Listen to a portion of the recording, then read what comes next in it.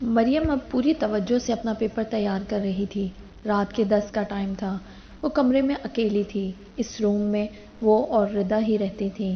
ردا کسی اور کو اس کمرے میں ٹکنے ہی نہیں دیتی تھی، اس لیے وہ زیادہ پے کرتی تھیں۔ اب اس کے جانے کے بعد مریم اکیلی تھی۔ یہ پہلی بار تھا کہ وہ اکیلی تھی، ورنہ پچھلے 2 سالوں میں ردا ہمیشہ یہاں رہتی تھی، مریم ہی سے چھوڑ کر جاتی تھی۔ مریم نے سر جھٹک کر اس سوچ کو ختم کرنا چاہا۔ حاشر کے جانے کے بعد سے جو وہ پڑھنے بیٹھی تھی تو ابھی تک پڑھ رہی تھی، اب تھکن ہو رہی تھی۔ اس نے لیٹنے کا سوچ کر کتابیں ایک طرف کیں۔ اسی اثنا میں باہر سے آوازیں سنائی دینے لگیں۔ وہ لیٹتے لیٹتے اٹھ بیٹھی۔ یہ کیا ہو رہا تھا؟ چیخو پکار تھی، بھاگتے قدموں کی آوازیں تھیں۔ خوف سے اس کا دل سکڑا۔ وہ کمبل ایک طرف کرتی بستر سے نیچے اتر آئی تھی۔ اسے سمجھ نہیں آ رہا تھا کہ وہ کیا کرے، باہر نکل کر سارے معاملے کو دیکھے یا پھر انہونی مصیبت کے ڈر سے کمرے میں کہیں چھپ جائے۔ وہ کمرے کے درمیان میں کھڑی سوچ ہی رہی تھی کہ قدموں کی آواز اسے اپنے دروازے کے قریب سنائی دی۔ اس سے پہلے کہ وہ کچھ کرتی، دروازہ پوری قوت سے اندر دھکیلا گیا تھا اور پولیس کے چند اہلکار اس پر پستول تانے کھڑے تھے۔ مریم نے مکانکی انداز میں دونوں ہاتھ کھڑے کیے۔ یہ کیا ہو رہا ہے؟ خوف سے اس کی آواز بیٹھی جا رہی تھی۔ مریم عالم، آپ اب کہیں بھی نہیں بھاگ سکتی ہیں۔ آپ کے بھاگنے کے ہر راستے کو بند کر کے آیا ہوں۔ لگاؤ ہتھکڑی۔ ایک ان میں سے عہدے میں بڑے آدمی نے ایک اہلکار کو حکم دیا۔ سر، لیڈی، میں کیسے کروں؟ اس جیسی عورتیں ان تکلفات کے قابل تو نہیں ہیں، لیکن کوئی بات نہیں، جاؤ لیڈی کانسٹیبل کو بلا کر لاؤ۔ مریم ہکا بکا سب سن رہی تھی۔ دماغ خراب ہے آپ لوگوں کا، کیا ہو رہا ہے یہ؟ اور یہ سب کیا ہے؟ اس کی آواز کانپنے لگی۔ کمرے کی تلاشی لو، موبائل اور لیپ ٹاپ اپنے قبضے میں لے لو، باقی کچھ اور ملتا ہے تو لے آؤ، وہ ایس پی حکم دے رہا تھا۔ اتنے میں لیڈی کانسٹیبل آ گئی تھی اور مریم کے ہاتھوں میں ہتھکڑی لگا دی گئی تھی۔ وہ تو بت بنی اپنے ہاتھوں کو دیکھنے لگی، مانا کہ بہت چالاکی سے اب تک کھیلتی آئی ہو، مگر قانون پھر بھی تم جیسوں کو پکڑ ہی لیتا ہے۔ تمہاری سب ساتھی لڑکیاں پکڑی جا چکی ہیں، مزید کوئی چالاکی دکھانا بھی مت، ورنہ سیدھا گولی مار دوں گا۔ اس کی باتیں مریم کے سر کے اوپر سے گزر رہی تھیں۔ اس کا دماغ معوف ہوتا جا رہا تھا۔ وہ بہت عام سی لڑکی تھی جو ذرا بھی غیر متوقع ہونے پر ڈر جاتی تھی، خوف میں مبتلا ہو جاتی تھی۔ اب بھی یہی ہو رہا تھا۔ ہاسٹل میں سے جب اسے لے کر جا رہے تھے تو بہت سی گردنیں اس کی جانب مڑی ہوئی تھیں، ہر نگاہ میں بے یقینی تھی اور سوال تھا، مریم عالم نے کیا جرم کر دیا تھا؟ مریم بنا کسی احتجاج کے ان کے ساتھ جا رہی تھی کیونکہ اس کا دماغ کام کرنا چھوڑ چکا تھا۔ اس کا دماغ سن ہو رہا تھا۔ ذلت، بہت چھوٹا سا لفظ تھا یہ تو، اس سے بھی زیادہ اگر کسی لفظ میں یہ تاثیر تھی تو وہ مریم کی حالت کو بیان کر سکتا، تو وہ مریم لفظ مریم کو نہیں مل رہا تھا۔ ذلت، بے عزتی اور کے تو الفاظ ہی نہیں تھے۔ اسے تھانے لے آئے تھے، اس کے ساتھ اس کی ہاسٹل کی اور بھی لڑکیاں تھیں، بہت سی رو رہی تھیں، کچھ بلند آواز میں دھمکیاں دے رہی تھیں، ایک وہ خاموش تھی بس، اور جب لیڈی کانسٹیبل نے اسے سلاخوں کے پیچھے کرنا چاہا تو وہ ایک دم سے ہوش میں آئی تھی، پوری قوت سے اپنا بازو چھڑا کر پیچھے کو ہوئی۔ یہ کیا بدتمیزی ہے؟ کس جرم میں مجھے یہاں لے آئے ہو؟ اندر چلو بی بی، ڈرامہ کرنے کی ضرورت نہیں ہے۔ لیڈی کانسٹیبل نے اسے بازو سے پھر دبوچ لیا۔ مریم نے غصے میں پوری قوت سے اسے دھکا دیا۔ کیوں اندر چلوں؟ کیا جرم ہے میرا؟ پھر وہ بندے ہاتھوں کے ساتھ وہاں سے تیز قدموں سے چلتی ایک طرف بنے آفس کے اندر چلی گئی۔ وہ ایس پی اپنی کرسی پر بیٹھا جھک کر کوئی کاغذات دیکھ رہا تھا۔ یہ کیا بدتمیزی ہے؟ مجھے یہاں کیوں لے کر آئے ہیں آپ لوگ؟ میرا جرم کیا ہے؟ اس نے نگاہ اٹھا کر اسے دیکھا، پھر اس کے پیچھے آئی لیڈی کانسٹیبل کو۔ ابھی تک اندر نہیں کیا اسے؟ دماغ خراب ہے آپ کا؟ ہوش میں ہے؟ کیا پوچھ رہی ہوں میں آپ سے؟ میرا جرم بتائیں۔ بی بی اتنی معصوم نہیں جتنا اس وقت بن رہی ہو۔ تم بھی جانتی ہو کس جرم میں یہاں تک آئے ہو۔ وہ اسے دیکھتے تنفر سے بولا، عورت کے نام پر دھبا ہو، اس قدر گھناؤنے کام کرتے شرم نہیں آئی؟ نہ خاندان کی عزت کا خیال آیا، نہ ہی عورت ہونے کا۔ وہ بولے جا رہا تھا، مریم نفرت بھری نگاہوں سے اسے گھورتی رہی۔ شرم آپ جیسے لوگوں کو آنی چاہیے جو قانون کی آڑ میں منمانی کرتے ہیں، جو کسی بھی شریف عورت پر کوئی بھی الزام دھرتے لمحے بھر کو نہیں سوچتے کہ ان کی ایسی حرکت ان کی زندگی کس طرح خراب کر سکتی ہے۔ کیا ثبوت ہے آپ کے پاس کہ میرا کوئی جرم ہے، کوئی اریسٹ وارنٹ؟ میں کوئی عام لڑکی نہیں ہوں جسے آپ اندھے قانون کے بل پر لے آئے ہیں۔ میں جانتا ہوں بڑے سورسز ہیں تمہارے، تم جیسوں کے بڑے ہی سورسز ہوتے ہیں۔ جرم یہ ہے کہ پاکستان میں پورنوگرافی پھیلا رہی ہو، مرد مردوں کے لیے اور عورت عورتوں کے لیے۔ وہ بول رہا تھا، مریم عالم کو لگا اس کے سر پر آسمان آ ٹوٹا ہو۔ اس قدر گندے الفاظ وہ اس کے جرم کے لیے کہہ رہا تھا کہ وہ لکھنے کے قابل بھی نہیں تھے۔ وہ اسے بتا رہا تھا کہ وہ پچھلے کئی سالوں سے اس کیس میں کے پیچھے تھا، لیکن کیونکہ وہ بہت چالاک تھی تو وہ کوئی ثبوت نہیں چھوڑتی تھی۔ ہاں، مگر قانون ایک دن سب کو پکڑ لیتا ہے۔ بس کریں، کس قدر فضول بولے جا رہے ہیں آپ۔ کیا ثبوت ہے آپ کے پاس کہ یہ سب میرے ہی جرم ہیں؟ میں نے ان میں سے بہت سے لفظ نہیں سنے کبھی بھی، اور آپ کہتے ہیں میں ان جرائم میں ملوث ہوں؟ میں ایک شریف خاندان کی لڑکی ہوں، میں ایسا کیوں کروں گی؟ میں نے یہ نہیں کیا۔ پچھلے 1 سال سے تحقیق کر رہا ہوں، بغیر ثبوت نہیں لایا۔ مجھے فون کرنے دیں گھر، میں اپنے ابو کو بلاتی ہوں۔ وہ ایک عام سی ہی لڑکی تھی، وہ ان باتوں کے مقابلے نہیں کر سکتی تھی۔ آپ کے یہ کالوں والے چونچلوں کو پورا نہیں کیا جا سکتا۔ لے جاؤ اندر اسے۔ ایس پی نے لیڈی کانسٹیبل کو بھی جھاڑ کر رکھ دیا تھا۔ نہیں جاؤں گی اندر، جب میں نے یہ جرم نہیں کیا تو پھر میں کیسے جا سکتی ہوں؟ اور قانون کو زیادہ نہیں جانتی، مگر اتنا معلوم ہے کہ اپنے ولی وارث کو بلا سکتی ہوں۔ جب تک میرے گھر سے کوئی نہیں آ جاتا میں یہاں سے کہیں نہیں جاؤں گی۔ وہ ایک کرسی گھسیٹ کر بیٹھ گئی تھی۔ اس کے پیچھے کھڑی کانسٹیبل نے اس کی بازو کو پھر سے پکڑنا چاہا۔ مریم نے سامنے رکھا پیپر ویٹ اٹھا کر اس کے ہاتھ پر مارا۔ وہ بلبلا کر ہٹی تھی۔ ایس پی جلدی سے اٹھ کر اس تک آیا تھا۔ خبردار، اگر اب کسی نے مجھے ہاتھ لگایا تو۔ اس نے پیپر ویٹ والا ہاتھ اٹھا کر دھمکی دی۔ آپ مجھے اس پیپر ویٹ سے ڈرا رہی ہیں؟ وہ ہنسا۔ مریم نے جلدی سے آگے بڑھ کر میز کی دوسری جانب جا کر ایک طرف رکھا پیپر کٹر اٹھا لیا تھا۔ اب دونوں ہاتھوں میں ہتھیار تھے۔ دیکھ لیں، مجرم ہوتی تو پسٹل اٹھاتی۔ میں مجرم نہیں ہوں۔ میرے گھر والوں کو آنے دے پہلے، پھر جو چاہے کر لینا۔ وہ چھٹانگ بھری لڑکی تھی۔ ایس پی چاہتا تو منٹ میں اسے قابو کر سکتا تھا، لیکن کچھ سوچ کر اس نے لیڈی کانسٹیبل کو بھی آگے بڑھنے سے روک دیا تھا۔ ٹھیک ہے، کرو کال جسے کرنی ہے۔ میرا موبائل آپ لوگ لے آئے ہیں، موبائل دیں۔ بیوی ہماری ٹیم اس کو چیک کر رہی ہے۔ آپ کو نمبر زبانی آتا ہے تو کال کریں۔ اسے گھر کا نمبر آتا تھا، مگر ابو بہاولپور سے یہاں آتے بہت ٹائم لگ جانا تھا۔ اسے اس گھٹن سے جلدی نکلنا تھا۔ حاشر، مگر اس کا نمبر زبانی نہیں آتا تھا۔ مجھے نمبر زبانی نہیں آتا، مجھے موبائل دیں۔ موبائل نہیں ہے، وہ ایک ایک لفظ پر زور دے کر بولا، اور ابھی اسی بحث پر بحث جاری تھی۔ ان کی آوازیں بلند تھیں۔ مریم کی آواز لرزتی ہوئی بھیگی سی تھی، اور کچھ دیر ہی گزری تھی کہ حاشر تیزی سے اندر آیا تھا۔ مریم نے اسے دیکھ کر دونوں چیزیں ہاتھ سے چھوڑ دی تھیں اور اس کے پاؤں کے بالکل قریب گری تھیں۔ کیوں لے کر آئے ہیں آپ اسے؟ اس نے ایس پی کا گریبان پکڑ لیا تھا۔ ایس پی نے تیزی سے خود کو چھڑایا۔ یہ آپ کی کیا لگتی ہے؟ بیوی ہے میری۔ پھر ایس پی کرسی پر آن بیٹھا تھا۔ مریم کو لیے وہ اس کے سامنے والی کرسی پر بیٹھا تھا۔ مریم جو اب تک بہادر بنی ہوئی تھی، اب بس رو دینے کو تھی۔ اسے رونا تھا بہت سا۔ وہ سر جھکائے بیٹھی تھی۔ حاشر کیا بول رہا تھا اور ایس پی صاحب کیا جواب دے رہے تھے؟ میری بیوی کا نام کاٹیں اس FIR سے۔ مریم کے کانوں میں ان کی بحث کے کچھ جملے پڑ رہے تھے۔ پھر بہت بحث کے بعد وہ اسے اپنے گھر لے آیا تھا۔ آپ کو کس نے بتایا؟ ہاسٹل کے وارڈن نے کال کی تھی۔ وہ بہت سنجیدہ تھا۔ مریم کا ہاتھ تھامے سے گیٹ سے اندر چھوڑا تھا۔ تم جاؤ، آرام کرو، مجھے کام ہے۔ مریم اسے کہنا چاہتی تھی کہ نہ جاؤ، لیکن وہ چلا گیا تھا۔ وہ اندر جانے کے بجائے لان میں آ گئی تھی اور ایک جانب بیٹھ کر یہ سب سوچتے رونے لگ گئی تھی۔ ادھر حاشر دوبارہ تھانے چلا گیا تھا۔ وہ اپنی طاقت کے بل پر اسے گھر تو لے آیا تھا، لیکن اس کا مطلب یہ نہیں تھا کہ یہ کیس ختم ہو گیا تھا۔ اسے اس معاملے کی تحقیق کرنی تھی۔ اور جب تھانے آیا تھا تو پہلے تو ایس پی اسے قانون کے قاعدے پڑھاتا رہا۔ ایک بار تو غصے سے اس نے اس کے آگے بڑھ کر پھر اس کا گریبان پکڑ لیا تھا۔ یہ جن گولیوں کے چل جانے کی دھمکی مجھے دے رہے ہو، ہمیں گھٹی کے دودھ میں یہ ملا کر دی جاتی ہیں۔ مجھے ان سے نہ ڈراؤ۔ تمہارے ساتھ بیٹھ کر میں اس کیس کی تحقیق کروں گا۔ اگر وہ مجرم ثابت ہوئی تو خود اپنے ہاتھوں سے اسے قانون کے حوالے کروں گا، لیکن جب تک جرم ثابت نہیں ہوتا اس کا نام بھی نہ آئے۔ ملزم ہی لکھنا ہے تو کوئی بھی فرضی نام لکھ دو، مگر اس کا نہیں۔ قانون کو مذاق سمجھ رکھا ہے آپ نے، اور بنا تحقیق کے نہیں لایا تھا۔ آپ کی بیوی کو میں پچھلے 1 سال سے اس کیس کو حل کرنے کی کوشش کر رہا ہوں۔ ہر بار مریم عالم کا نام سننے میں آتا ہے۔ مان لیں آپ کی بیوی ایسی ہے، ایس پی نے گالی دے کر کہا تھا۔ حاشر نے پوری قوت سے اس کے جبڑے پر مکہ مارا اور پھر برسات کر دی۔ اس وقت ایس پی اور وہ کمرے میں اکیلے تھے۔ پولیس والے پر ہاتھ اٹھانے کی سزا کیا ہوتی ہے معلوم ہے؟ دیکھو اب میں کیسے تمہیں۔ ایس پی ایک اور بات یاد رکھنا، اگر تم نے اس کیس میں میری بیوی کا نام نہ ہٹایا تو یاد رکھنا تمہارے خاندان کی ایک ایک عورت کو سرے بازار نہ لایا تو میر حاشر نہ کہنا۔ پھر دونوں نے ایک دوسرے کے گریبان چھوڑ دی تھی۔ دونوں ایک دوسرے کو گھور رہے تھے۔ اپنے گھر کی عورت کا سن کر غصہ آیا؟ ایسے ہی میرا بھی خون کھول رہا ہے۔ اگر وہ مجرم نہ ہوئی تو تم اس ٹرائل کے دوران اس کی بے عزتی کا ازالہ کیسے کرو گے؟ پھر یہ بھی ثابت ہو جائے گا کہ وہ مجرم نہیں ہے، تب بھی اس کی عزت واپس نہیں آئے گی، کیونکہ وہ عورت ہے۔ ایک خاندانی عورت جو کبھی تھانوں کی چوکھٹ پر قدم نہیں رکھتی ہے، اس لیے اس کا نام ہٹا کر فرضی نام لکھو۔ اس کیس کو حل کرنے میں تمہاری مدد کروں گا۔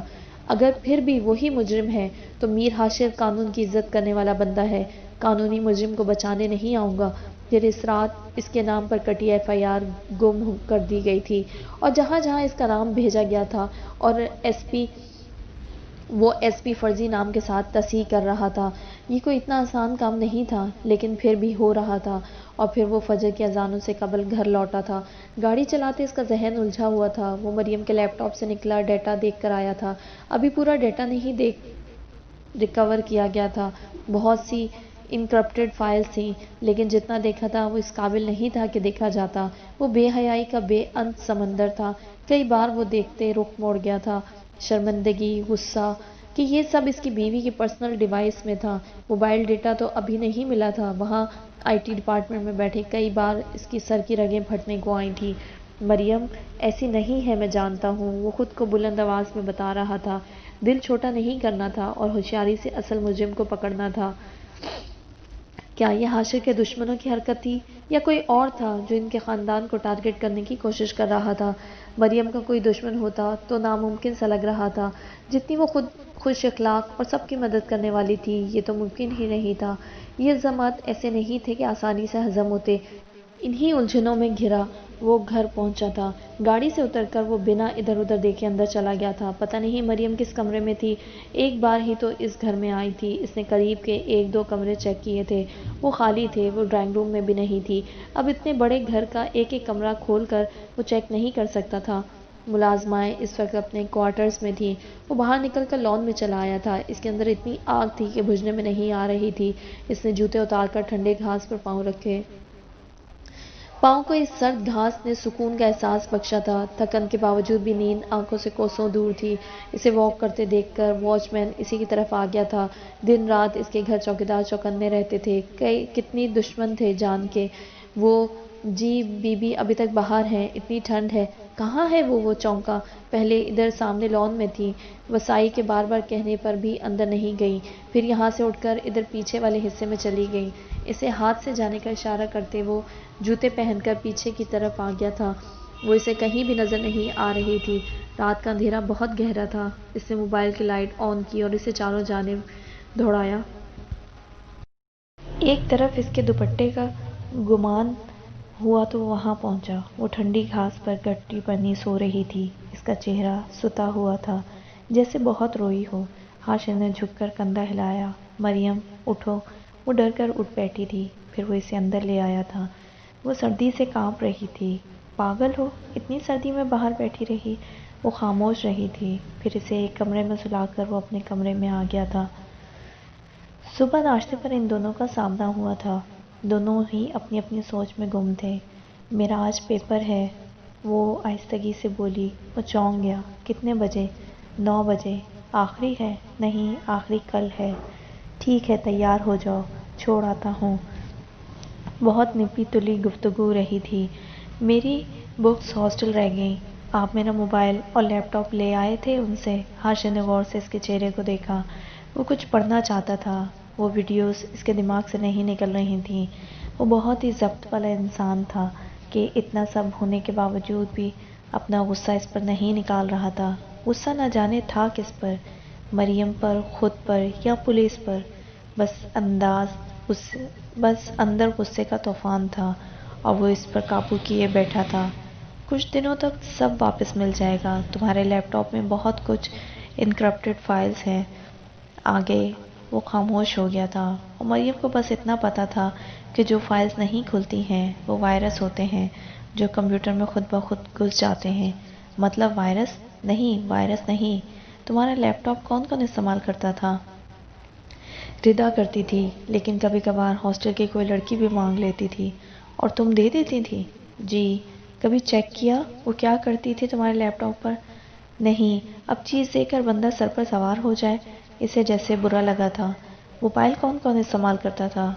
میں بھی، اور جب جسے ضرورت ہوتی تھی دے دیتی تھی، کیونکہ کریڈٹ ہوتا تھا تو کبھی کسی کے گھر کال کرنی ہوتی تھی تو کبھی کسی نے۔ پبلک پراپرٹی تھی، کوئی بھی استعمال کر لیتا تھا۔ ہاشر نے ماتھے پر بل ڈالے پوچھا۔ اب کوئی مانگے تو میں کیا کروں؟ تو ہر ایرے گیرے کو انکار کیا جاتا ہے۔ ہاسٹل میں بھی تو فون کنیکشن ہے، وارڈن کا سیل فون ہے، وہاں سے کیوں نہیں کرتی تھی وہ سب؟ ہاسٹل میں کئی لڑکیاں ہیں، ان سب کا نہیں بس تمہارا موبائل فون پبلک بوتھ تھا، اور لیپ ٹاپ بھی۔ حاشر کا غصہ بولتے ہوئے مزید بڑھ چکا تھا۔ اسے پہلی بار مریم سے مایوسی ہوئی تھی۔ کوئی اس حد تک بے وقوف ہو سکتا ہے؟ اور مریم کیا کہتی کہ اس کے لیے تو کوئی بھی ایرا گیرا نہیں تھا، اس کی سب سے اچھی بنی ہوئی تھی، اور یہ اس کی کمزوری تھی کہ وہ کبھی کسی کو انکار نہیں کر سکتی تھی۔ مریم اس کے ماتھے کے بل دیکھ رہی تھی۔ اس کا لہجہ پہلی بار اس کے ساتھ سخت تھا، اور اسے لگا تھا کہ وہ اس پر اعتبار نہیں کر رہا۔ جو الزام پولیس نے لگائے ہیں وہ سچ سمجھ رہا ہے۔ عورتیں بعض اوقات اپنے مردوں کے بارے میں جلدی رائے قائم کر لیتی ہیں۔ وجہ شاید ان کا احساس ہوتا ہے کہ جن کے ہونٹ آپ نے اپنے لیے سدا مسکراتے دیکھے ہوں، ان کے ماتھے کے بل دل کو تکلیف دیتے ہیں۔ اس کی حساسیت اس وقت اس کی بے وقوفی تھی۔ اسے سمجھنا چاہیے تھا، وہ مرد تھا۔ وہ ایسی باتیں نہ صرف سن کر آیا تھا بلکہ آنکھوں سے ثبوت دیکھ کر آیا تھا۔ ثبوتوں کا سچا جھوٹا ہونا تو بات کی بات تھی، اس کا موڈ خراب ہونا تھا، مگر اس کا مطلب بے اعتباری نہیں ہوتا۔ حاشر، میں نے کچھ نہیں کیا، وہ آہستگی سے بول اٹھی۔ حاشر نے گہری سانس لی اور کرسی کھسکا کر اٹھ کھڑا ہوا۔ آؤ پیپر کے لیے چھوڑ دوں۔ مریم نے بے یقینی سے دیکھا۔ اس کی بات کو یوں اگنور کر دیا تھا جیسے فضول سی بات ہو۔ اس کا دل ڈوب گیا تھا، یعنی حاشر اسے مجرم سمجھ رہا تھا۔ اس کے بعد اس کے لب سلے رہے۔ جبکہ وہ مرد تھا، وہ بیٹھ کر اسے پیار محبت والی باتیں نہیں کہہ سکتا تھا۔ وہ پر یقین تھا کہ وہ کسی کا نشانہ بنی ہے، اصلی چہرہ کوئی اور ہے۔ وہ اسے وہاں سے لے آیا ہے، اس پر چیخ چلا نہیں رہا، اسے کوئی باتیں نہیں سنا رہا۔ تو اس کی بیوی کو معلوم ہونا چاہیے کہ شوہر اس کے ساتھ ہے۔ اب ضروری نہیں ہاتھ پکڑ کر تسلی دے، اور مریم سے زیادہ تسلی کی تو شاید اسے ضرورت تھی۔ وہ مرد تھا ایک روایتی سا۔ اس کی بیوی کے پرسنل ڈیوائسز میں سے گن نکلتا ہے اتنے لوگوں کے بیچ۔ کوئی اس سے پوچھتا کہ اس نے اب تک ضبط کیسے کیا ہوا تھا۔ غصہ تھا، شرمندگی۔ بھلے وہ مجرم نہیں تھی، لیکن ایسے الزامات بھی غیرت پر تازیانے کے لیے کافی تھے۔ وہ دونوں ہی اپنی اپنی جگہ مظلوم تھے۔ اس نے مریم کو وضاحت نہیں دی تھی کہ وہ اس کے بارے میں کیا سوچ رہا ہے۔ اس کی خاموشی اسے مریم کی نظروں میں مجرم بنا گئی تھی۔ پھر اس دن بھی وہ وہیں رہی تھی۔ حاشر رات گئے گھر آیا تھا، اور آخری دن پیپر دینے کے بعد وہ اسے خود چھوڑنے جانے والا تھا کہ مریم نے منع کر دیا تھا۔ وہ خود جا سکتی تھی۔ حاشر نے بھی زیادہ اصرار نہیں کیا تھا، یہاں بہت کام تھے، اور اس آخری وقت دونوں کو ہی معلوم نہیں تھا کہ آخری بار مل رہے تھے۔ اسے الوداع کہہ کر وہ چند لمحے اسے دیکھتی رہی۔ شاید وہ کچھ کہے۔ وہ ماتھے پر بل ڈالے ارد گرد دیکھ رہا تھا۔ اس پر وہ بھولی بھٹکی نگاہ آن ٹھہرتی۔ میں نے نہیں کیا یہ۔ آہستگی سے اس کے لب ہلے تھے۔ حاشر نے اس کے چہرے پر نگاہ ٹکائی۔ اس کی آنکھوں میں نمی تھی اور بے بسی کا احساس تھا۔ حاشر کے دل کو کچھ ہوا۔ ان 3 دنوں میں اس سے چند لمحے بھی رک کر صحیح سے بات نہیں کی تھی۔ میں جانتا ہوں، وہ بھی آہستگی سے بولا۔ تمہارے ہاسٹل سے تقریباً سارا سامان پولیس لے گئی تھی۔ اب تمہارا موبائل، لیپ ٹاپ انہی کے پاس ہے۔ انکوائری کے بعد دے دیں گے۔ حالانکہ موبائل کا سارا ڈیٹا وہ لے چکے تھے۔ باقی جو سامان ہے وہ سوٹ کیس میں ہے۔ مریم خاموشی سے اپنے شہر لوٹ آئی تھی۔ اس کے دل کو یقین ہو چلا تھا کہ اس کا حاشر سے رشتہ بس چند دنوں پر محیط ہے۔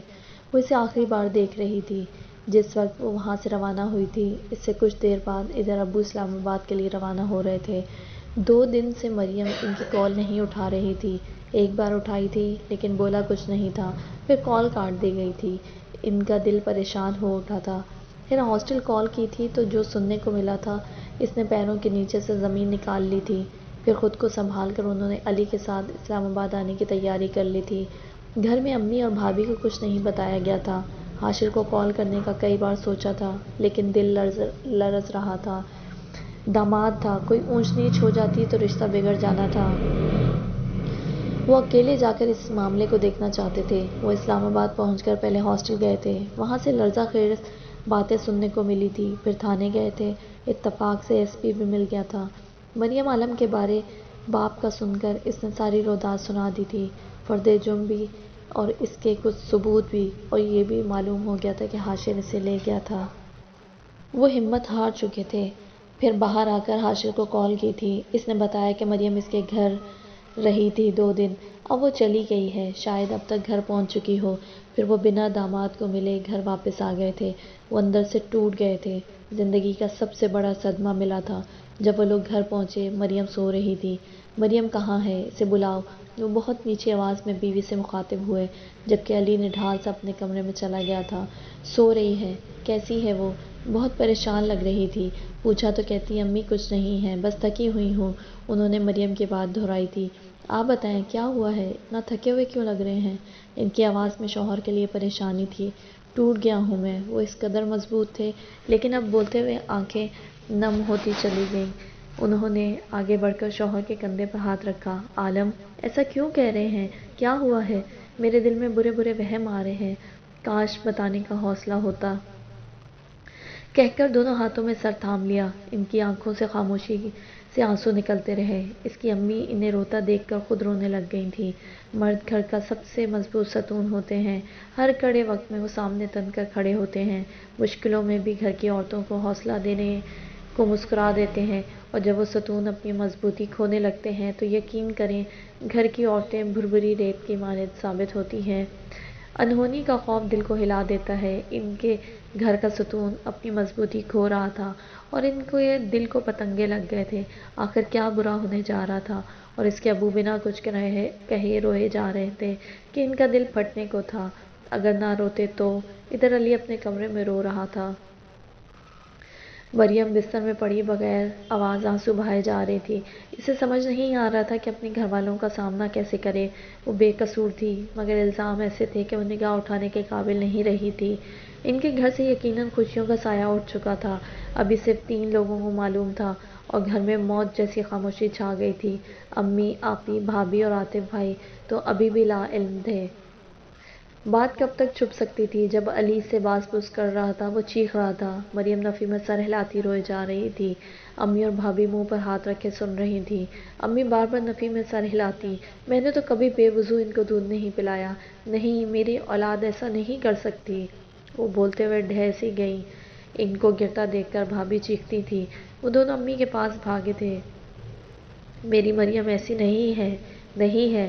امی، میں نے کچھ نہیں کیا۔ امی، میں نے کچھ نہیں کیا۔ وہ ان کا ہاتھ تھامتے روتے ہوئے بول رہی تھی۔ آنے والے دنوں میں مریم کے لیے مشکلات بڑھتی گئیں۔ ابو اسے دیکھ کر چہرہ پھیر لیتے تھے۔ امی رونے لگ جاتی تھی۔ علی کی اسے کچھ خبر نہیں تھی کہ وہ کہاں تھا۔ اس نے سوچا کہ وہ ابو سے جا کر بات کرے، انہیں اپنا اعتبار دلائے۔ اگر کبھی ماں باپ کا اعتبار ٹوٹنے لگے تو اپنی سچائی سے ان کا اعتبار پھر سے جیت لینا چاہیے۔ مریم نے ایک بار پھر خود کو یاد دلایا تھا۔ ابھی تک یہ بات ان کے گھر کی چاردیواری میں ہی تھی، اور جب وہ ابو کے پاس گئی تو انہوں نے اسے دیکھ کر چہرے کا رخ پھیر لیا تھا۔ اس کا دل دکھا تھا۔ ابو جی، آپ سے بات کرنی تھی۔ انہوں نے کوئی جواب نہیں دیا تھا۔ اس کا حوصلہ پھر سے ٹوٹنے لگا۔ ان چند دنوں نے اسے اندر سے توڑ کر رکھ دیا تھا۔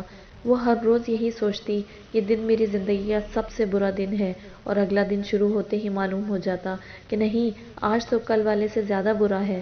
گھر کا ہر فرد اسے دیکھ کر یوں رخ بدلتا جیسے کسی بری چیز کو دیکھ لیا ہو۔ ابو جی، آپ تو میرا اعتبار کریں۔ میں نے کچھ نہیں کیا۔ میں ایسا کیوں کروں گی؟ میں اتنی بری ہو سکتی ہوں؟ آپ بتائیں، کیا میں ایسی ہو سکتی ہوں؟ مجھے کسی نے پھنسایا ہے۔ سب کو تم پر اعتبار ہے، کوئی بے اعتبار نہیں ہوا تم سے۔ یہ پریشانی نہ پالو، جاؤ اپنے کمرے میں۔ وہ دھیمے لہجے میں بولتے اسی طرح چہرہ موڑے ہوئے تھے۔ مریم کا دل چاہا آگے بڑھ کر ان کی گود میں سر رکھ کر اپنا سارا درد بہا دے، لیکن آج ان تک پہنچنا ناممکن لگ رہا تھا۔ وہ خود کو گھسیٹتی باہر لے آئی تھی۔ نمی تو آنکھوں میں یوں آن سمائی تھی جیسے اس کا اپنا گھر ہو، اور اب جانے کا نام نہیں لے رہی تھی۔ پھر امی ہی کبھی کبھار بے دلی سے سہی مگر اس سے بات کر لیتی تھی۔ کبھی وہ اس کے ساتھ بیٹھ کر پیار کرتی رہتی، اس کا سر چومتی اور اس سے زیادہ خود کو تسلی دیتی۔ سب ٹھیک ہو جائے گا، یہ جھوٹ بھی ایک دن بے نقاب ہو جائے گا۔ تم پریشان نہ ہو میرا بچہ، رو مت۔ مگر تسلی کے یہ حروف شروع کے دنوں میں تھے، پھر امی کا رویہ بھی بدلتا گیا۔ بھابھی تو جیسے تھی ہی نہیں۔ ایک بار اس نے بھتیجوں سے بات کرنی چاہی تو وہ ترس گئی تھی کسی سے بات کرنے کو، مگر آؤ پھپھو کھیلیں، وہ خود کو حوصلہ دیتی۔ اس دن بھتیجوں کے روم میں ان سے کھیلنے آ گئی تھی۔ بھلے کوئی بچہ صحیح مگر بات تو کرتا ہے اس سے۔ دونوں بھائیوں نے ایک دوسرے کو دیکھا اور پھر اسے۔ بالآخر بڑے بھائی نے گلا کھنکار کر بولنے کا فیصلہ کیا، آپ ہماری پھپھو ہیں، ہمیں اچھی لگتی ہیں، لیکن مما نے آپ سے بات کرنے کو منع کیا ہے۔ انہوں نے کہا کہ آپ اچھی نہیں ہیں۔ وہ بچے تھے، انہوں نے سچ بول دیا تھا۔ مریم پھیکا چہرہ لیے انہیں دیکھتی رہی۔ اسے کوئی جواب ہی سمجھ نہیں آیا۔ وہ اپنے ڈیفینس میں ان بچوں سے کیا کہے، وہ جو ان سے کھیلنے کو فرش پر ان کے ساتھ بیٹھی تھی۔ اس کے لیے وہاں سے اٹھنا مشکل ہو رہا تھا۔ دونوں ہاتھ زمین پر ٹکاتے وہ آہستگی سے اوپر کو ہو اٹھی تھی اور پھر اسی آہستگی سے چلتی اپنے کمرے میں آ گئی تھی۔ وہ دن بدن ٹوٹتی جا رہی تھی۔ ابو ہر 2 دن بعد حاشر کو کال کر کے پوچھتے کہ کیس کا کیا بنا، کچھ ملا جو مریم کو بے گناہ ثابت کرے، اور نفی میں جواب سن کر وہ پھر کتنے گھنٹوں خاموش رہتے تھے۔ مریم کو امی بتاتی کہ حاشر سے ابو بات کرتے تھے اور جواب کیا ملتا تھا اسے معلوم تھا۔ اگر اس کا شوہر اس قدر طاقتور نہ ہوتا تو اب وہ جیل میں ہوتی اور بے گناہی کے لیے بھی بھاگ دوڑ وہی کر رہا تھا، ورنہ تو کیس واضح تھا، ہر ثبوت اس کے خلاف جاتا تھا۔ شروع میں جو گھر والوں کو یقین تھا کہ اسے پھنسایا گیا ہے وہ بے گناہ ثابت ہوگی، ہر گزرتے دن کے ساتھ یہ یقین ٹوٹتا جا رہا تھا، اور جیسے جیسے یقین ٹوٹ رہا تھا ان کا رویہ مزید دل دکھانے والا ہوتا جا رہا تھا۔ ایک دن امی سے حاشر کی کال کا بتانے لگی تو وہ رو پڑی تھی۔ امی میں نے کچھ نہیں کیا، میرا یقین کریں، مجھے کسی نے پھنسایا ہے۔ بی بی کس کے پاس اتنا فالتو وقت ہوتا ہے کہ جائے دوسروں کے لیے ایسی پرفیکٹ سچویشن کریٹ کرے، آخر کہیں تو وہ رہ جاتا نا۔ ہر طرف سے تمہارے ہی خلاف ثبوت ہیں، ہو سکتا ہے تم ہی ہمیں اب تک بیوقوف بناتی رہی ہو۔ وہ گھر کے باقی لوگوں کی زبان بول رہی تھی، مسلسل اس کے خلاف نکلتے ثبوتوں پر وہ ایسا سوچنے پر مجبور ہو گئے تھے، ضروری تو نہیں تھا کہ وہ بے گناہ ہی ہوتی۔ مریم ان سب کے رویے اتنا جلدی بدلنے پر حیران تھی۔ ان گھر والوں کی محبت اس کا فخر تھی، وہ ہمیشہ ایک دوسرے کا ساتھ دیتے تھے، وہ تو ایک محبت بھرا گھرانہ تھا۔ وہ محبت بھی ریت کی مانند ثابت ہو رہی تھی، ہر گزرتے دن کے ساتھ جگہ چھوڑ رہی تھی۔ کیا واقعی اتنا ہی آسان ہوتا ہے اپنے خونی رشتے کو یوں مشکل وقت میں چھوڑ دیا جائے؟ مریم ہر لمحے خود سے سوال و جواب میں مصروف رہتی۔ آپ ہی آتی تو امی کے پاس بیٹھی رہتی، اور امی نے اسے سختی سے منع کر دیا تھا کہ نہ ڈائننگ ٹیبل پر آئے نہ ہی کسی مہمان کے سامنے۔ وہ اپنے گھر میں اچھوت بن چکی تھی۔ کبھی کبھی اسے لگتا کہ وہ کوئی برا خواب دیکھ رہی ہے، جب نیند سے اٹھے گی تو ہر چیز پہلے کی طرح ہوگی، مگر یہ برا خواب تھا کہ ختم ہونے میں نہیں آ رہا تھا۔ ان برے دنوں میں اس کا رزلٹ ہی بس خوشگوار ہوا کا جھونکا تھا۔ ایک دن جب وہ سو کر اٹھی تو اس کے بیڈ سائڈ دراز پر خاکی لفافہ رکھا تھا۔ اس نے الٹ پلٹ کر دیکھا، کوئی مہر یا پتہ درج نہیں تھا۔ اس نے کھول کر دیکھا تو اس کا MSc کیمسٹری کا رزلٹ کارڈ تھا، اور وہ یہ تو بھول ہی گئی تھی کہ ہمیشہ کی طرح اس کی پہلی پوزیشن تھی۔ پتہ نہیں ابو خود لائے تھے اس کا رزلٹ کہ حاشر نے بھیجا تھا۔ وہ بہت دیر خوشی سے اپنا رزلٹ دیکھتی رہی۔ یہ اس کی زندگی کی جمع پونجی تھی، اس کی زندگی کا وقت کتابوں میں گزرا تھا، یہ اس کا اعمال نامہ تھا۔ اگر کوئی غور کرتا تو پتہ چلتا کہ ان کاموں کے ساتھ پھر یہ پڑھائی میں شاندار کامیابی ناممکن ہوتی ہے۔ اگر وہ ان کاموں میں ملوث ہوتی تو کیا وہ گولڈ میڈل ون کر سکتی تھی؟ گولڈ میڈل لینا کوئی آسان کام تو نہیں، طالب علم تو جی جان لگا دیتے ہیں، تب جا کر صلہ ملتا ہے۔ بہت دیر اسے دیکھنے کے بعد وہ اٹھی اور اپنی وارڈروب میں بنی ایک چھوٹی دراز کو کھولا۔ وہاں وہ اپنی قیمتی چیزیں رکھتی تھی، اس کے ڈاکومنٹس، اس کا حاصل حصول۔ اس نے فائل پیپر باہر نکال لی، پھر ایک ایک کر کے اپنی ساری ڈگریوں کو دیکھتی گئی اور پھر فائل میں رکھ دیتی۔ بہت سے شارٹ کورسز کے ڈپلومہ سرٹیفکیٹ تھے، سب سے اوپر اپنا نیا رزلٹ کارڈ رکھا۔ خوشی سے بھاگ کر گھر والوں کو بتانے کا کوئی فائدہ نہیں تھا۔ گھر میں سے کوئی فرد اس کے کمرے میں اسے رکھ کر گیا تھا۔ اب نہ اس کے پاس موبائل تھا نہ لیپ ٹاپ، باہر کی دنیا سے تو اس کا رابطہ تقریباً کٹ چکا تھا۔ حاشر سے بھی بات نہیں ہوئی تھی، اور مریم کے دل میں شکوہ تھا کہ وہ چاہتا تو اس کے ابو کے نمبر پر رابطہ کر سکتا تھا، کم از کم حال احوال ہی پوچھ لیتا۔ جب نینا اور ناز ہاسٹل واپس آئی ہوں گی تو لوگوں نے انہیں کیا کیا کہا ہوگا، ایسے کئی سوال تھے جو اس کے دماغ میں ادھم مچائے رکھتے۔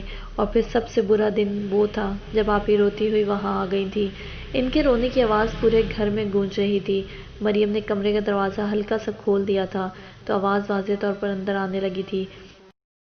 وہ کہتے ہیں میری طرف سے طلاق ہی سمجھو، مجھے کیا پتا تھا تمہاری بہن ایسی ہے، تم بھی ایسی ہی ہوگی، اب تک بہت بیوقوف بنا لیا، بچے بھی لے لیے امی۔ ان کی دردناک آہ بلند ہوئی تھی۔ وہ کہتے ہیں ماں باپ کو چھوڑ دو، نیکی سے رشتہ ختم کرو گی تو بچاؤں گا، ورنہ بچوں کو بھول جاؤ۔ وہ بولتی جاتی تھی اور روتی جاتی تھی۔ اب ان کے ساتھ امی کی آواز بھی تھی۔ امی کا تو وہ حال تھا کہ بس ذرا سا بہانہ ملے تو جی بھر کر روئیں۔ اب وہ رو رو کر نہیں تکتی تھی، ان کا گھر بکھر گیا تھا، انہیں کیسے صبر آتا؟ وہی فساد کی جڑ، نکال پھینکے اسے، اس کی وجہ سے پورے خاندان میں بدنام ہو گئے ہیں۔ آپی، آپ نے بھائی کو بتایا تھا؟ علی سنجیدگی سے پوچھ رہا تھا۔ میرا دماغ خراب تھا کہ کیا میں اپنی بہن کے کرتوت اپنے منہ سے اسے بتاتی؟ وہ غصے میں چیخ پڑی۔ یہ بات تو ہمارے گھر تک تھی، ہمارے خاندان اور آپ کے سسرال تک کیسے پہنچی؟ اس کا سوال اپنی جگہ تھا۔ وہاں کھڑی بھابھی چپکے سے وہاں سے نکل آئی تھیں۔ انہوں نے تو صرف اپنی ماؤں بہنوں کو بتایا تھا، بس آپی نے بھابھی کو جاتے دیکھ لیا تھا۔ آپ کی بہو نے سارے خاندان کو بتایا ہے۔ وہ تلخ لہجے میں امی کو دیکھ کر بولی۔ امی نے مٹھیاں بھینچ لی تھیں۔ زندگی پہلے کم مشکل تھی کہ بھابھی نے نیا عذاب پیدا کر دیا تھا۔ مریم نے دروازہ بند کر دیا تھا، آج کے لیے اتنا کافی تھا۔ ابو نے آپی کی ساس اور ان کے شوہر کو بلایا تھا، مگر انہوں نے آنے سے انکار کر دیا تھا، اور انکار وہی مطالبہ تھا۔ ماں باپ سے تعلق ختم کر کے آئے، کیونکہ ان کے اندر اتنا حوصلہ نہیں تھا کہ اس بدنامی کے طوق کو گلے میں ڈالتے۔ پھر فیصلہ تو وہی ہونا تھا۔ بیٹی کے گھر کو کون اجاڑنا پسند کرتا ہے؟ امی رو رہی تھی، نہ جانے کب پھر بیٹی کو دیکھنا نصیب ہو۔ علی کی آنکھیں نم تھیں، ابو شکست خوردہ سے تھے، اور دل میں ایسی تکلیف تھی کہ جیسے آج ہی رخصت کر رہے ہوں۔ صرف تمہاری وجہ سے میرا پورا خاندان بکھر کر رہ گیا ہے، امی اسے مار رہی تھی۔ وہ چپ چاپ مار کھا رہی تھی۔ اسے معلوم تھا امی بہت تکلیف میں تھی، وہ اپنا غصہ اس پر نکالنا چاہ رہی تھی، ورنہ اسے تو کبھی بچپن میں بھی مار نہیں پڑی تھی۔ وہ تو ان کی لاڈلی بیٹی تھی۔ جب سے اسلام آباد پڑھنے گئی تھی، امی اور زیادہ لاڈ اٹھانے لگی تھی۔ ہاں، وہ بہت تکلیف میں تھی، اس لیے اسے مار رہی تھی۔ امی، میں نے نہیں کیا۔ وہ بنا آواز بس یہی جملہ دہراتی رہی۔ مجھے کیا معلوم تھا؟ میں نے بیٹی نہیں، گند پیدا کیا ہے۔ آخر ایسا کیسے کر سکتی ہو تم؟ ہاں، بس ہر جملے کے ساتھ تکلیف بڑھتی جا رہی تھی، اور تو کوئی مسئلہ نہیں تھا۔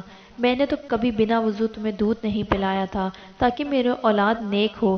یہ کیا کیا تم نے؟ میرے دل پر روز آرے چلتے ہیں۔ وہ اونچا لمبا مرد روز مجھ سے پیٹھ پھیرے روتا رہتا ہے، وہ ہر روز رو کر سوتا ہے۔ تمہیں اندازہ ہے وہ کیا برداشت کر رہا ہے؟ علی، وہ کب سے نہیں ہنسا۔ میری بیٹی چلی گئی کیونکہ تم ہمارے گھر کا گند ہو، ماں باپ کی دشمن ہو، پورے خاندان کو ہلا کر رکھ دیا۔ مارتے مارتے امی تھک گئی تھیں۔ مریم کا دل درد سے پھٹا جا رہا تھا۔ امی، میں نے نہیں کیا، میں کیوں کروں گی؟ میں ایسی نہیں ہوں، آپ کو پتہ ہے میں ایسی نہیں ہوں، وہ روتے ہوئے بول رہی تھی۔ امی نے نفرت سے اسے دیکھا تھا، پھر اٹھ کر باہر آ گئی تھی۔ اب تو حاشر کو کال نہیں کرتے تھے ابو، وہ خود ہی کچھ دن چھوڑ کر انہیں کیس کے بارے میں معلومات دیتا رہتا تھا۔ آج یہاں سرچ کیا، وہاں کیا، آج یہ ثبوت ملا، اور رزلٹ ہر بار کی طرح ایک ہی ہوتا۔ ہر ثبوت مریم عالم کو گناہگار ثابت کرتا تھا۔ وہ اس پر یقین کرتے کرتے تھک گئے تھے۔ کہیں تو کچھ ایسا ہوتا جو اسے بے گناہ ثابت کرتا۔ وہ یقیناً مجرم تھی، ہر بات شفاف تھی۔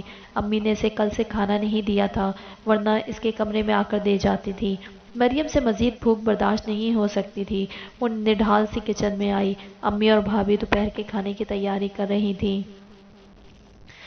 آہٹ پر دونوں نے مڑ کر دیکھا تھا۔ بھابھی نے چہرہ واپس موڑ لیا تھا۔ امی نے برہمی سے اسے دیکھا۔ جی امی، آپ نے مجھے کل رات کو کھانا نہیں دیا تھا، صبح ناشتہ بھی نہیں دیا، مجھے بھوک لگی تھی، وہ ڈرتے ہوئے آہستگی سے بولی۔ تم چلو اپنے کمرے میں لے کر آ رہی ہوں۔ امی، میں اچھوت تو نہیں ہوں، آپ کی بیٹی ہوں، بھلے آپ کی نگاہ میں مجرم سہی، مگر اولاد تو ہوں۔ وہ یہ امی سے نہیں کہہ سکتی تھی، واپس پلٹتے دل میں کہے جا رہی تھی۔ اس گھر کے ہر فرد کا رویہ اس کے دل میں مزید کانٹے چبھا دیتا تھا۔ تھوڑی دیر بعد امی 4 سلائس اور فرائیڈ انڈے دے کر گئی تھیں۔ وہ کہنا چاہتی تھی امی بھوک زیادہ ہے، مگر امی کے خوف سے خاموش رہی۔ وہ پھر سے غصہ کرنا نہ شروع کر دے۔ امی، وہ دروازے پر تھیں جب وہ پکار اٹھی۔ جی لنچ کو بننے میں کتنا ٹائم ہے؟ مجھے دے جائیں گی؟ اس کے لہجے میں بے یقینی تھی۔ ہاں، تمہاری ذاتی خدمتگار لگی ہوں، دے جاؤں گی، وہ تلخی سے کہتی پلٹ گئی تھی۔ پھر امی اسے کھانا دینا بھولنے لگی تھی اور اسے باہر نکلنے پر بھی سختی سے منع تھا۔ وہ اگر صبح کا ناشتہ کرتی تو اسے لنچ اور ڈنر نہیں ملتا تھا، اگر لنچ ملتا تو رات اور صبح کا کھانا نہیں، اور کبھی تینوں وقت کا کھانا امی وقت پر دے جاتی تھی۔ وہ کسی قیدی کی جیسی زندگی گزار رہی تھی۔ کیوں؟ کیونکہ وہ ان لوگوں سے محبت کرتی تھی۔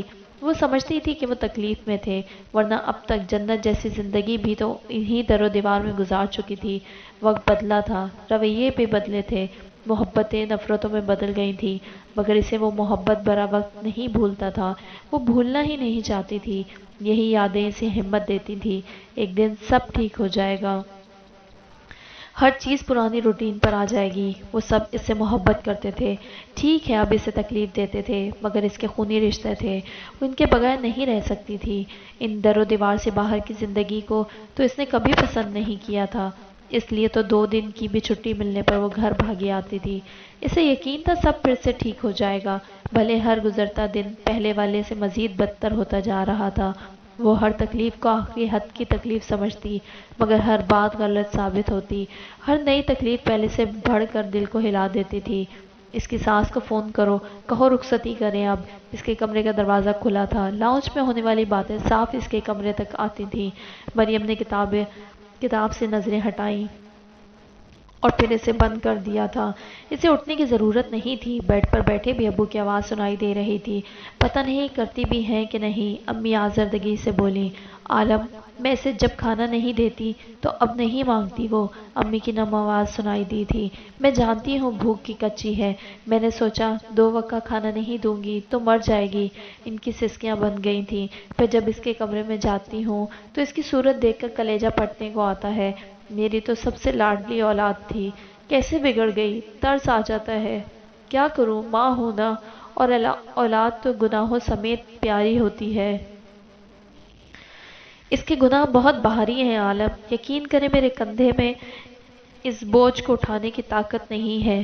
مریم کے آنسو بہنے لگ گئے تھے۔ میں کیا کروں، میرے دل کو چین نہیں ہے، کیا کروں میں؟ وہ شوہر کے کندھے پر سر رکھ کر روئے جا رہی تھی۔ اس کے ابو نے خود کو سنبھالا۔ اسے بھوک کی سزا نہ دیا کرو، برے اعمال سہی، مگر بیٹی ہے، اب سنبھالو خود کو۔ اور اس کی ساس کو فون کرو، کہو 6 ماہ ہونے کو آئے ہیں، آپ لوگوں نے تو اس کے پیپرز کے بعد 1 ماہ کا کہا تھا، اب رخصتی کریں۔ حاشر نے گھر والوں کو نہیں بتایا ہوگا کیا عالم؟ الٹا مجھے ہی نہ پڑ جائیں وہ؟ نہیں، مجھے امید ہے حاشر نے انہیں کچھ نہیں کہا ہوگا، اور حاشر خود سارے کیس کو دیکھ رہا ہے۔ اسے طلاق بھیجنی ہوتی تو اب تک بھیج چکا ہوتا۔ وہ بری سہی، مگر وہ اسے بسائے گا، ابو کے لہجے میں امید تھی۔ پھر اس کی امی نے اس کی ساس کو کال کی تھی۔ پچھلے 6 ماہ میں سوائے حاشر کے اس کے سسرال میں سے کسی نے بھی یہاں رابطہ نہیں کیا تھا۔ ان کا جواب تو واضح تھا، مگر دل خوش فہم۔ کئی گھنٹیوں کے بعد اس کی ساس کی آواز سنائی دی تھی۔ امی نے اسپیکر آن کیا ہوا تھا۔ سلام دعا کے بعد امی نے جب جھجکتے ہوئے اپنا مدعا بیان کیا تو وہ شروع ہو گئی تھیں۔ کیسے بے غیرت لوگ ہیں آپ، ابھی بھی آپ کو امید ہے کہ ہم آپ کی بیٹی کو لے جائیں گے؟ بڑے خاندان کے دعوے کر کے گئی تھی آپ کی بیٹی، اور میں نے انہیں سچ سمجھ لیا تھا۔ میرے بیٹے کی زندگی تباہ کر دی اس نے، کہیں کا نہیں چھوڑا ہمیں۔ اب وہ رونے لگ گئی تھیں۔ وہ سردار ہے اور اس کی پگ کو کیسا میلا کیا اس نے، روز کتنے مردوں میں اٹھتا بیٹھتا ہے۔ اسے اندازہ ہے کہ اس نے میرے سردار بیٹے کو کسی سے نگاہ ملانے کے قابل نہیں چھوڑا۔ وہ اب جب بیٹھتا ہے تو اس کا سر جھکا ہوا ہوتا ہے۔ میں کبھی معاف نہیں کروں گی اسے، کبھی نہیں۔ امی بے جان سی ہوئی موبائل کو دیکھتی رہیں۔ ابو نے آگے بڑھ کر کال کاٹ دی تھی، جواب مل چکا تھا۔ اس کے جانے کی آخری امید بھی ختم ہو گئی تھی۔ مریم نے دروازہ بند کر دیا تھا، اس کی بھی آخری امید ختم ہوئی تھی۔ ہاں، یہ دن زندگی کا سب سے برا دن تھا، مگر نہیں، جب تک زندگی ہے وہ ہر روز آپ کو نئے تحفے دے گی، آپ لینا چاہیں یا نہیں، مگر ان پر آپ کا نام لکھ کر انہیں آپ کے دروازے پر چھوڑ دیا جاتا ہے۔ 2 ہی دن گزرے تھے کہ وہ 2 دن پرانا دن اپنی جگہ سے ہٹ گیا تھا، یعنی وہ سب سے برا دن نہیں رہا تھا۔ بدترین دن تو آج تھا جب اسے طلاق کے کاغذات موصول ہوئے تھے۔ وہ کاغذات اس نے جا کر وصول نہیں کیے تھے، انہیں علی نے وصول کیا تھا۔ اور پھر غصہ انسان کی عقل کو کھا جاتا ہے، ذرا سا غصہ ساری فن خوانی نکال دیتا ہے، اور اس کا اندازہ تب ہوتا ہے جب تک غصہ اتر چکا ہوتا ہے۔ علی نے ڈاک وصول کی تھی، سب لاؤنج میں بیٹھے تھے، وہ لفافے پر لکھا مریم کا نام پڑھ چکا تھا، اور اب اس میں بہن کے لیے اتنی اخلاقیات نہیں رہی تھی کہ وہ اس کی ڈاک بنا کھولے ہی اسے جا کر دے دیتا۔ وہ اندر آتے ہوئے اسے کھولنے کی بھی کوشش کرتا رہا، اور جب اسے باہر نکال کر دیکھا تو اس پر لکھے طلاق کے لفظ نے اس کے حواس چھین لیے تھے۔ اس نے انہیں پھینک دیا تھا، اور اس نے انہیں پورا نہیں پڑھا تھا۔ وہ مریم کے نام آیا تھا اور اس میں طلاق تھی۔ یہ ان کے خاندان کا پہلا واقعہ تھا۔ یہ سب حادثات پہلی مرتبہ ہی تو ہوئے تھے ان کے خاندان میں۔ امی ابو اس کی حالت دیکھ کر کھڑے ہو گئے تھے۔ کیا ہوا؟ ابو نے آگے بڑھ کر نیچے گرے کاغذات کو اٹھانا چاہا۔ علی تیر کی تیزی سے جھکا۔ آپ کی بیٹی کی طلاق آئی ہے، مبارک ہو۔ خاندان کے ماتھے پر ایک اور جھومر سج گیا ہے۔ لفافہ اور کاغذات اٹھائے وہ تیزی سے مڑا۔ ابو تو سن ہو کر ادھر ہی صوفے پر ڈھہ سے گئے۔ امی علی کے پیچھے لپکیں۔ وہ کہاں جا رہا تھا ان کاغذات کو لیے؟ پھر عرصے بعد مریم نے اپنے بھائی کو اپنے کمرے میں داخل ہوتے دیکھا تھا۔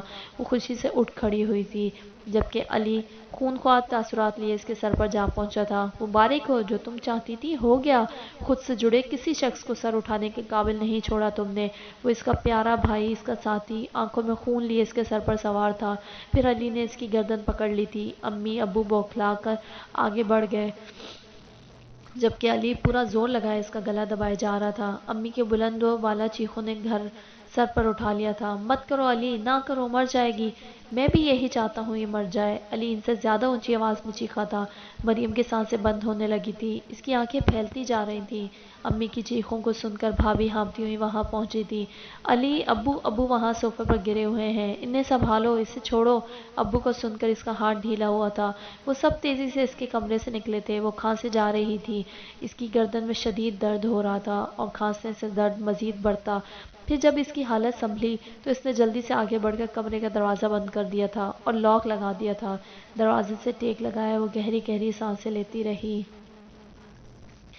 علی کے ہاتھ سے گرنے والا لفافہ اس کے بیڈ کی پائنتی کے ساتھ پڑا تھا۔ وہ بنا پلک جھپکے انہیں دیکھتی رہی، یہاں تک کہ آنکھوں میں پانی اتر آیا، اور پھر رونے کو بہت کچھ تھا۔ اس کے سگے بھائی نے اسے مارنے کی کوشش کی تھی۔ زندگی کیسے یقین آئے کہ جن کے ساتھ ایک ہی برتن سے بیٹھ کر کھایا ہو وہ آپ کی جان کے دشمن بن جائے۔ حاشر کیوں چھوڑ دیا؟ اس کا بھی قصور نہیں تھا۔ ہر شخص مجبور تھا، ہر شخص مظلوم تھا، سب اذیت سہ رہے تھے، مگر مریم کی اذیت سوا تھی کہ اس کی ذات تھی جو اتنے بہت سے لوگوں کی نفرت جھیل رہی تھی۔ وہ کہاں سے اتنی ہمت لاتی کہ خود کو ان نفرتوں سے پڑنے والے زخموں کی مرہم لگاتی؟ حاشر، آپ کا بھی قصور نہیں ہے، یہ تو ایک دن ہونا تھا، سو آج ہوا۔ رو رو کر جب وہ تھک گئی تو آنسو صاف کرتی اٹھ کھڑی ہوئی اور ان کاغذات کو بنا پڑھے لفافے میں ڈال دیا۔ اب وہ انہیں پڑھتی کہ نہیں، طلاق تو ہو چکی تھی، جس کا اتنا اثر و رسوخ تھا کہ سنگین جرم پر اسے جیل جانے سے بچایا تھا۔ اسے طلاق کے لیے اس کے سائن کی ضرورت نہیں تھی، یقیناً یہ فارمیلٹی بھی وہ خود پوری کر چکا تھا۔ مریم انہیں اٹھائے اپنی دراز کھولنے لگی، پھر رک گئی۔ یہ اس کی زندگی کی قیمتی چیزوں میں سے نہیں تھا، اس کی جگہ وہاں نہیں تھی۔ مریم نے وارڈروب کا دروازہ بند کر دیا تھا اور اسے اپنی بک شیلف کے سامنے رکھا تھا کہ جب بھی وہاں دیکھو تو یہ نظر آئے۔ ہاں، یہ ان کے لیے بہتر جگہ تھی۔ اسے یاد رکھنا چاہیے تھا کہ میر حاشر نے اسے چھوڑ دیا ہے۔ جب ماں باپ بہن بھائی چھوڑ گئے تھے تو وہ کیوں نہ چھوڑتا؟ ہر شخص تب تک خود کو آپ سے منسوب رکھتا ہے جب تک آپ کی ذات اس کی عزت و وقار میں اضافہ کرتی رہے۔ بس ذرا سا گرنے کی دیر ہوتی ہے، سب رشتے یوں آپ سے لا تعلقی کا اظہار کرنے لگتے ہیں، جیسے آپ کے گناہ ان کے سر نہ آ جائیں۔ یہ دنیا کی ریت ہے، اس کے لیے کسی سے کیا ناراض ہونا؟ ہر شخص کا حق ہے وہ خود کو اچھے لوگوں سے منسوب رکھے۔ مریم ان کاغذات کو تکتے سوچتی جا رہی تھی۔ طلاق متوقع تھی، مگر پھر بھی اسے بہت تکلیف ہو رہی تھی۔ ساری دنیا کرتی مگر تم تو نہ کرتے، تم نے بھی مجھے تکلیف دینے میں کوئی کسر نہ چھوڑی۔ لفافے کو تکتے پھر سے وہ رونے لگ گئی تھی۔ اب رونا ہی تھا، وہ روتے روتے اپنے ہاتھوں کو دیکھتی رہی۔ وہ ہر بار جب بھی ملتا اس کے ہاتھ کو تھامے رکھتا، اس کے چہرے سے نگاہیں نہیں ہٹاتا تھا۔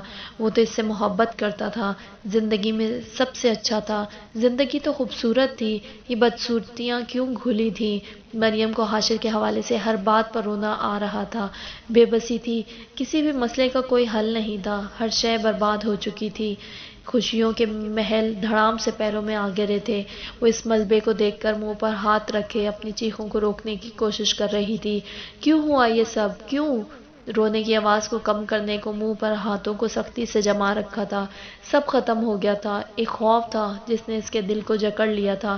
مزید کیا برا ہو سکتا تھا؟ مگر اس کے دل میں اندر تک اب بس خوف تھا۔ بے اعتمادی اس کی روح تک میں آ چکی تھی۔ وہ ہر دن نئی مصیبتوں کی عادی ہو چلی تھی، روز کے طنز طعنے خوراک بن چکی تھی۔ بھلے وہ لیتی کہ نہیں، یہ اس کا حق تھا، سو گھر میں سے کوئی نہ کوئی ادا کر دیتا تھا۔ مغرب کی نماز پڑھ کر لان میں آ گئی تھی۔ اس گھر میں اب بس وہ پودے ہی اسے اپنے ہمدرد لگتے تھے۔ ان کے پاس جا کر زندگی کا احساس پھر سے جاگنے لگتا تھا۔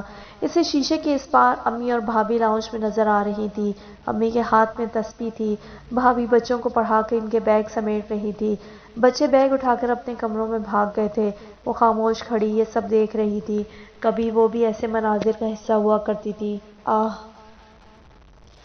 بیرونی گیٹ بہت زور سے دھڑا دھڑ بجایا گیا تھا۔ وہ ڈر گئی تھی۔ کون بدتمیز تھا، اس نے سوچا۔ وہ کھولنے جائے لیکن بھابھی بھاگتی ہوئی آئی تھیں۔ اسے اب خاندان والوں کے سامنے نہیں جانے دیا جاتا تھا۔ مریم نے ایک طرف رکھی اپنی جوتی پاؤں میں ڈالی، تب تک بھابھی دروازہ کھول چکی تھی۔ علی کسی طوفان کے مانند اندر داخل ہوا تھا۔ کہاں ہے وہ بغیرت؟ وہ دھاڑتا ہوا آ رہا تھا۔ مریم کا دل سکڑ کر رہ گیا تھا، کہیں آج بھی اس کی گردن نہ دبا دے۔ اس نے خوف سے وہاں سے جلدی سے بھاگنا چاہا، تب تک علی کے اندر آ کر اس پر نگاہ پڑ چکی تھی۔ اس کے پیچھے ابو ڈھیلے قدموں سے چلتے آ رہے تھے۔ نہیں، ان کے قدم لڑکھڑا رہے تھے۔ وہ دراصل رو رہے تھے، جس کی وجہ سے آنکھیں دھندلی ہوتی جا رہی تھیں اور قدم رکھنے کو زمین دکھائی نہ دیتی تھی۔ وہ ابو کی حالت دیکھ کر اپنا ڈر بھول گئی تھی۔ وہ کیوں اس حال میں تھے؟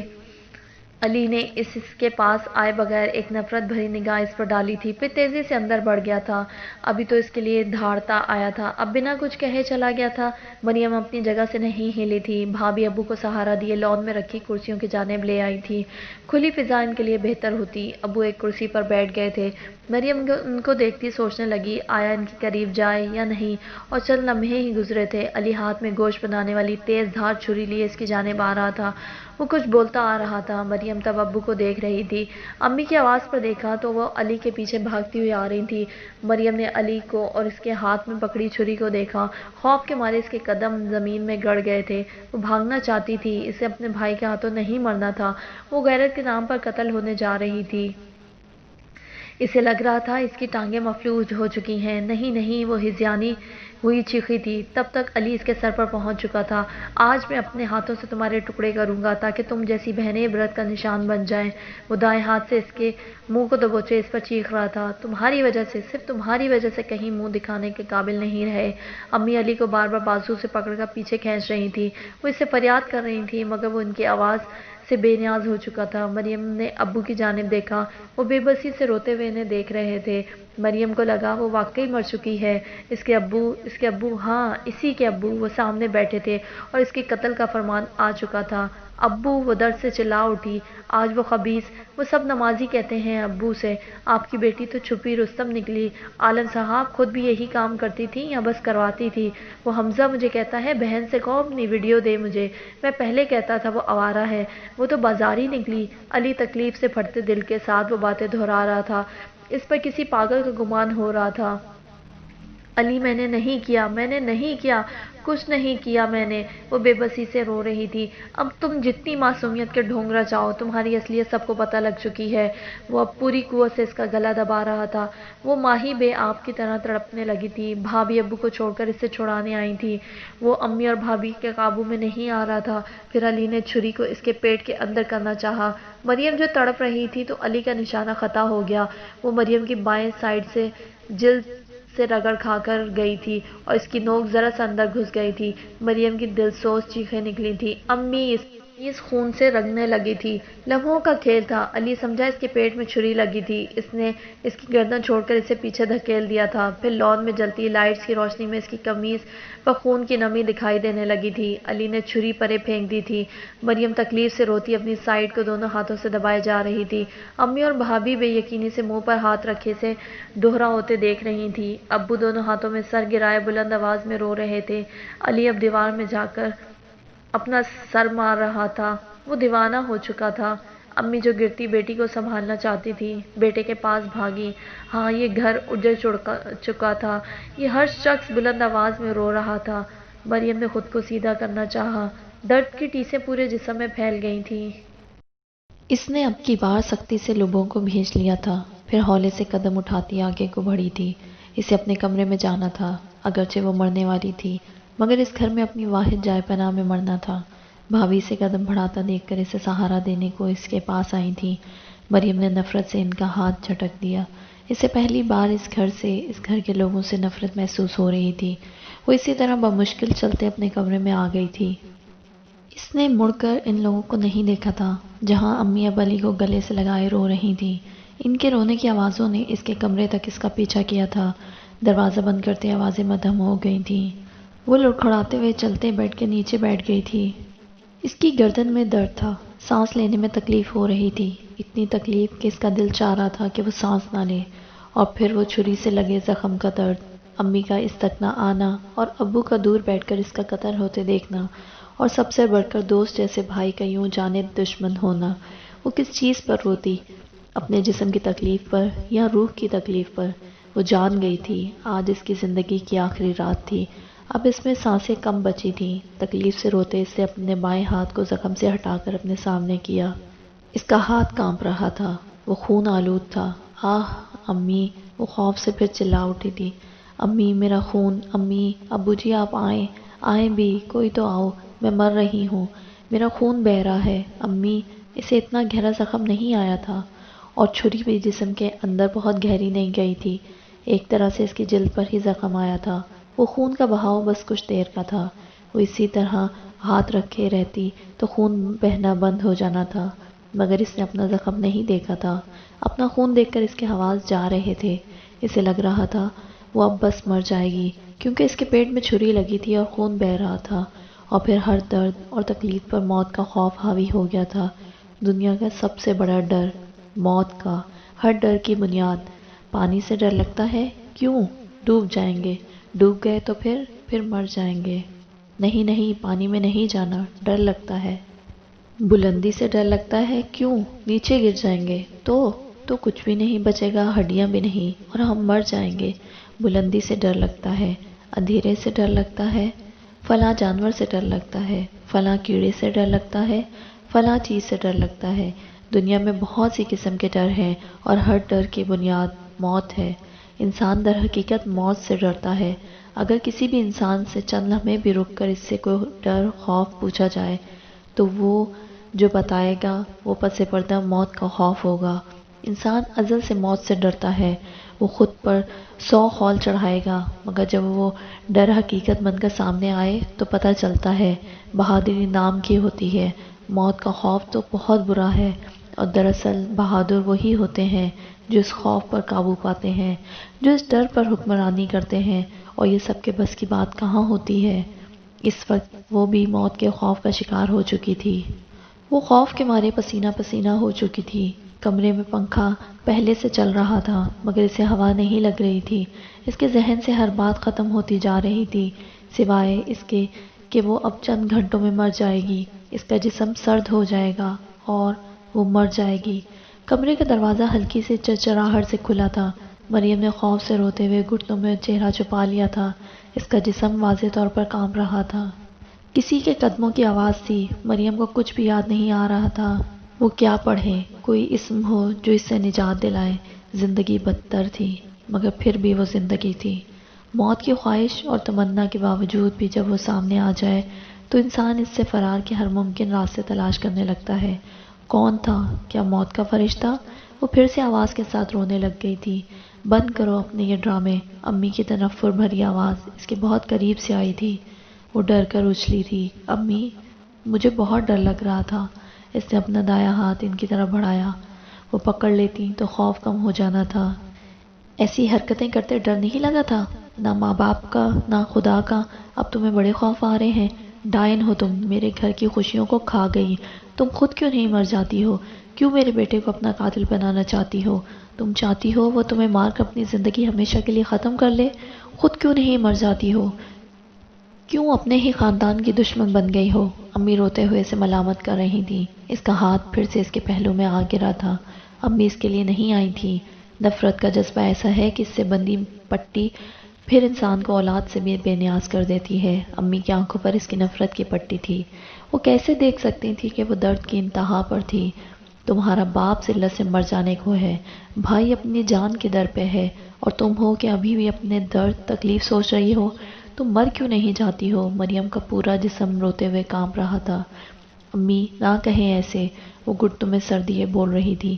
میں نے کچھ نہیں کیا، اتنی نفرت نہ کریں۔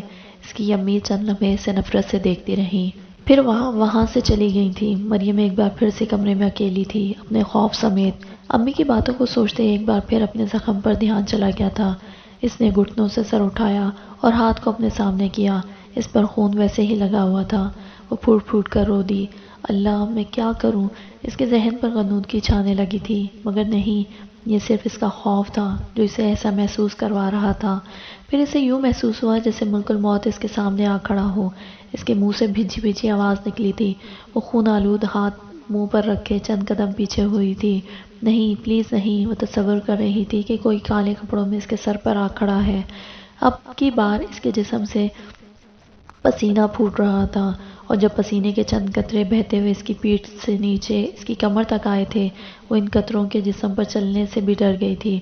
اس نے تیزی سے بازو موڑ کر اپنی پشت کو چھوا تھا۔ اس کے جسم پر ابھی کچھ چلا تھا، کسی چیز نے حرکت کی تھی۔ وہ بھیجی آواز سے روتے ایک ہاتھ اپنے زخم پر رکھے ہوئے تھی اور دوسرے کو پیٹھ پر وارحانہ پھیر رہی تھی۔ سامنے موت کھڑی تھی۔ اللہ، میرے اللہ، میں کیا کروں؟ کوئی نہیں ہے میرے پاس۔ پھر اسے محسوس ہوا کہ اس کے پاؤں کے انگوٹھوں پر سرسراہٹ ہوئی تھی اور موت کا فرشتہ اس کے پیروں سے اس کی جان نکال رہا تھا۔ گردن میں سانسیں اٹکنے لگی تھی۔ اور یاد رکھیں، ہر شے کا ایک انت ہوا کرتا ہے، ایسے ہی انسانی خوف کا بھی۔ اکنامکس کا ایک نظریہ ہے کہ کسی بھی شے کی طلب یا اس کی پیداوار کی ایک حد مقرر ہوتی ہے، ٹاپ پوائنٹ۔ پھر اس پوائنٹ پر پہنچ کر وہ طلب پیداوار کم ہونا شروع ہو جاتی ہے۔ ایسے ہی ہر انسانی جذبہ ہوتا ہے۔ اگر کوئی جذبہ اپنے پیک پوائنٹ کو چھو لے تو وہ اس پوائنٹ کے بعد اپنی اہمیت کھونے لگتا ہے۔ بلندی پر کچھ عرصے تک ہی رہا جا سکتا ہے، بلندی پر ہمیشگی نہیں ہوتی۔ انسان بہت سے خوف لیے ساری زندگی جیتا ہے۔ کیوں؟ کیونکہ وہ کبھی ان کے پیک پوائنٹ تک نہیں پہنچا ہوتا۔ اس لیے انسان جس خوف کے آخری مقام کو چھو لے، پھر وہ خوف بے معنی ہو جاتا ہے، اور یہی وہ مقام ہوتا ہے جب انسان کو اپنے خوف سے آزادی حاصل ہوتی ہے۔ وہ خوف کی اس انتہا کو چھو چکی تھی۔ اس نے پیٹھ سے ہاتھ ہٹا کر سامنے کر لیا تھا اور پوری طرح آنکھیں کھولے اپنے تصور کی آنکھ سے نظر آتے اس موت کے فرشتے کو دیکھا تھا۔ وہ اسی طرح کھڑا تھا، خون خوار تاثرات لیے اس کی جانب دیکھتا ہوا۔ اس نے پھر سے روتے ہوئے گھٹنوں میں چہرہ چھپا لیا تھا۔ پلیز چلے جاؤ، مجھے ڈر لگ رہا ہے۔ اس خوف نے چند گھنٹوں میں اس کی حالت خراب کر دی تھی۔ خود اسے اپنی ذہنی حالت مشکوک لگ رہی تھی۔ وہ فرشتے کے خوف سے کبھی بیٹھ کے بالکل قریب ہو کر بیٹھتی، کبھی کھسک کر بیٹھ کی سائڈ دراز تک جا بیٹھتی۔ وہ جہاں جا بیٹھتی، موت کا فرشتہ اسے سر پر کھڑا دکھائی دیتا۔ امی، بے بسی کی حد تھی، بلانے پر کوئی نہیں آ رہا تھا، اور وہ بن بلائے کب سے سر پر کھڑا تھا۔ وہ سب نہیں آئیں گے، کوئی نہیں آئے گا میرے پاس۔ موت کے وقت سب اکیلے ہوتے ہیں، آؤ اب تم آ جاؤ۔ اور پھر اس نے موت کا سامنا کرنے کا سوچا۔ میں مر جاؤں گی، سب مر جاتے ہیں، میرا وقت اب ہے، یہ فرشتہ میرے ساتھ کیا کرے گا؟ وہ اس کے کالے کپڑوں کو جرأت سے دیکھنے لگی۔ یہ میری روح کو اللہ کے پاس لے جائے گا، اور اللہ میرے ساتھ کیا سلوک کرے گا؟ اس کا رونا تھم چکا تھا، بہتے آنسو رک گئے تھے۔ اللہ، وہ مجھ سے میری پوری زندگی کے اعمال کا حساب لے گا، اور میں نے کیا کیا ساری زندگی؟ کبھی بھی جان بوجھ کر اس کی نافرمانی نہیں کی، کبھی اس کی حدیں نہیں توڑی. میرے گناہ، میں نے کبھی جان بوجھ کر گناہ نہیں کیا، اور اگر کیا ہے تو وہ میرا اللہ ہے، وہ مجھ سے نرمی سے سلوک کرے گا، کیونکہ میں نے کبھی اس کی جان بوجھ کر نافرمانی نہیں کی. وہ مجھ پر غصہ نہیں ہوگا، اور جن گناہوں کو میں اپنی نادانی کی وجہ سے گناہ نہیں مانتی، اس لمحے میں آپ سے معافی مانگتی ہوں. اے رب، میرے تمام گناہوں کو معاف کر دے. بس یہی ہے موت، میں کیوں اس سے ڈر رہی ہوں؟ وہ کالے کپڑے دور ہو رہے تھے. اس نے اب آنکھوں کو بند کر کے کلمہ پڑھا اور بولی، آؤ اور مجھے لے جاؤ، میرا وقت ختم ہوا. پھر اس نے آنکھیں کھول دی. وہ موت کا فرشتہ کہیں نہیں تھا. اس نے گردن یہاں وہاں گھمائی. وہ کمرے میں اکیلی تھی. اس نے چند گہری سانسیں لی تو موت کا خوف تمام ہوا. مبارک ہو مریم عالم، تم اس جنگ میں فاتح ٹھہری. ہاں، جو موت کے خوف پر قابو پاتے ہیں وہی فاتح کہلانے کے حقدار ہیں. اس کے ذہن سے موت کے خوف کے جالے کیا اترے تھے. اس میں نئی ہمت آ گئی تھی. چند لمحوں پہلے سے وہ مشکل سانسیں آ رہی تھیں، اب وہ دھیرے سے ناک کے ذریعے گہری سانس لیتی اور پھر اسے آزاد کر دیتی. اس کا ذہن آہستہ آہستہ بیدار ہونے لگا تھا. آج شام کا واقعہ پھر سے ذہن میں تازہ ہوا تھا. اس کے بھائی نے اسے قتل کرنے کی کوشش کی تھی. گھر کے سب لوگ جانتے تھے وہ زخمی تھی، مگر کوئی اس کے زخموں کی دیکھ بھال کرنے نہیں آیا تھا. بھلے ان کے سامنے نہیں مری تھی، مگر چھری لگے زخم کے ساتھ اسے مرنے چھوڑ دیا گیا تھا. وہ مر جاتی تو اس کے کفن دفن کا انتظام کر لیتے. اور پہلی بار اسے ان سب سے نفرت محسوس ہوئی تھی. وہ ایک ہاتھ زمین پر ٹکائے اوپر کو اٹھی. اٹھتے ہوئے بائیں حصے میں شدید درد اٹھا تھا. اس نے لب بھیج لیے تھے. اٹھ کر کمرے کا دروازہ لاک کیا تھا. پھر اسی طرح چلتی آئینے کے سامنے آن کھڑی ہوئی تھی. زخم سے ہاتھ ہٹاتی وہ سیدھی کھڑی ہوئی. اس کی قمیض پر خون کا بہت بڑا دھبا تھا. مریم نے آہستگی سے بائیں جانب سے قمیض اوپر کی اور آئینے میں اپنے زخم کو دیکھا. اس کے لب ابھی بھی بھیجے ہوئے تھے. 1 انچ برابر زخم تھا. مسلسل ہاتھ رکھنے سے اب وہاں سے خون نہیں بہہ رہا تھا، مگر اس کی جلد 2 حصوں میں ہوئی لگتی تھی. اس نے غور سے دیکھا، زخم تو صرف وہی تھا.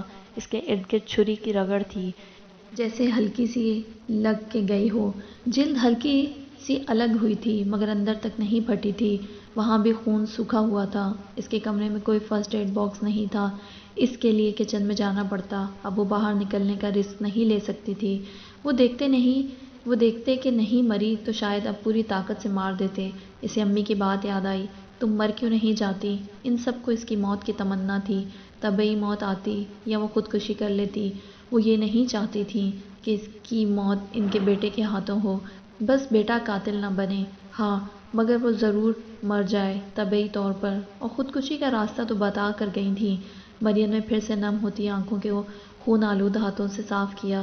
اس نے غور کیا، اس کے چہرے پر بھی خون لگا ہوا تھا. اس نے قمیض نیچے کر کے ٹھیک کر دی. پھر آہستگی سے چلتی وارڈروب کی طرف آئی. ایک لون کی قمیض نکالی اور پھر بیڈ کے سائڈ دراز تک آ کر کینچی کی مدد سے اسے کاٹا. اس کے ایک کٹے حصے کو فولڈ کر کے اتنا چھوٹا کر دیا تھا کہ اس کے زخم کو آرام سے کور کر لیتا. پھر اس نے ایک اور لمبی پٹی کاٹی. وہ چھوٹی لگ رہی تھی. ایک اور کاٹی. پھر ان دونوں کو گانٹھ لگا کر جوڑ دیا. دوپٹہ ہی لے لیتی، اسے افسوس ہوا. پھر آئینے کے سامنے جا کر اس نے فولڈ کی ہوئی پٹی کو زخم پر رکھا. وہ اس وقت اپنے زخم کو صاف کرنے کا رسک نہیں لے سکتی تھی. اس کے پاس کچھ بھی نہیں تھا.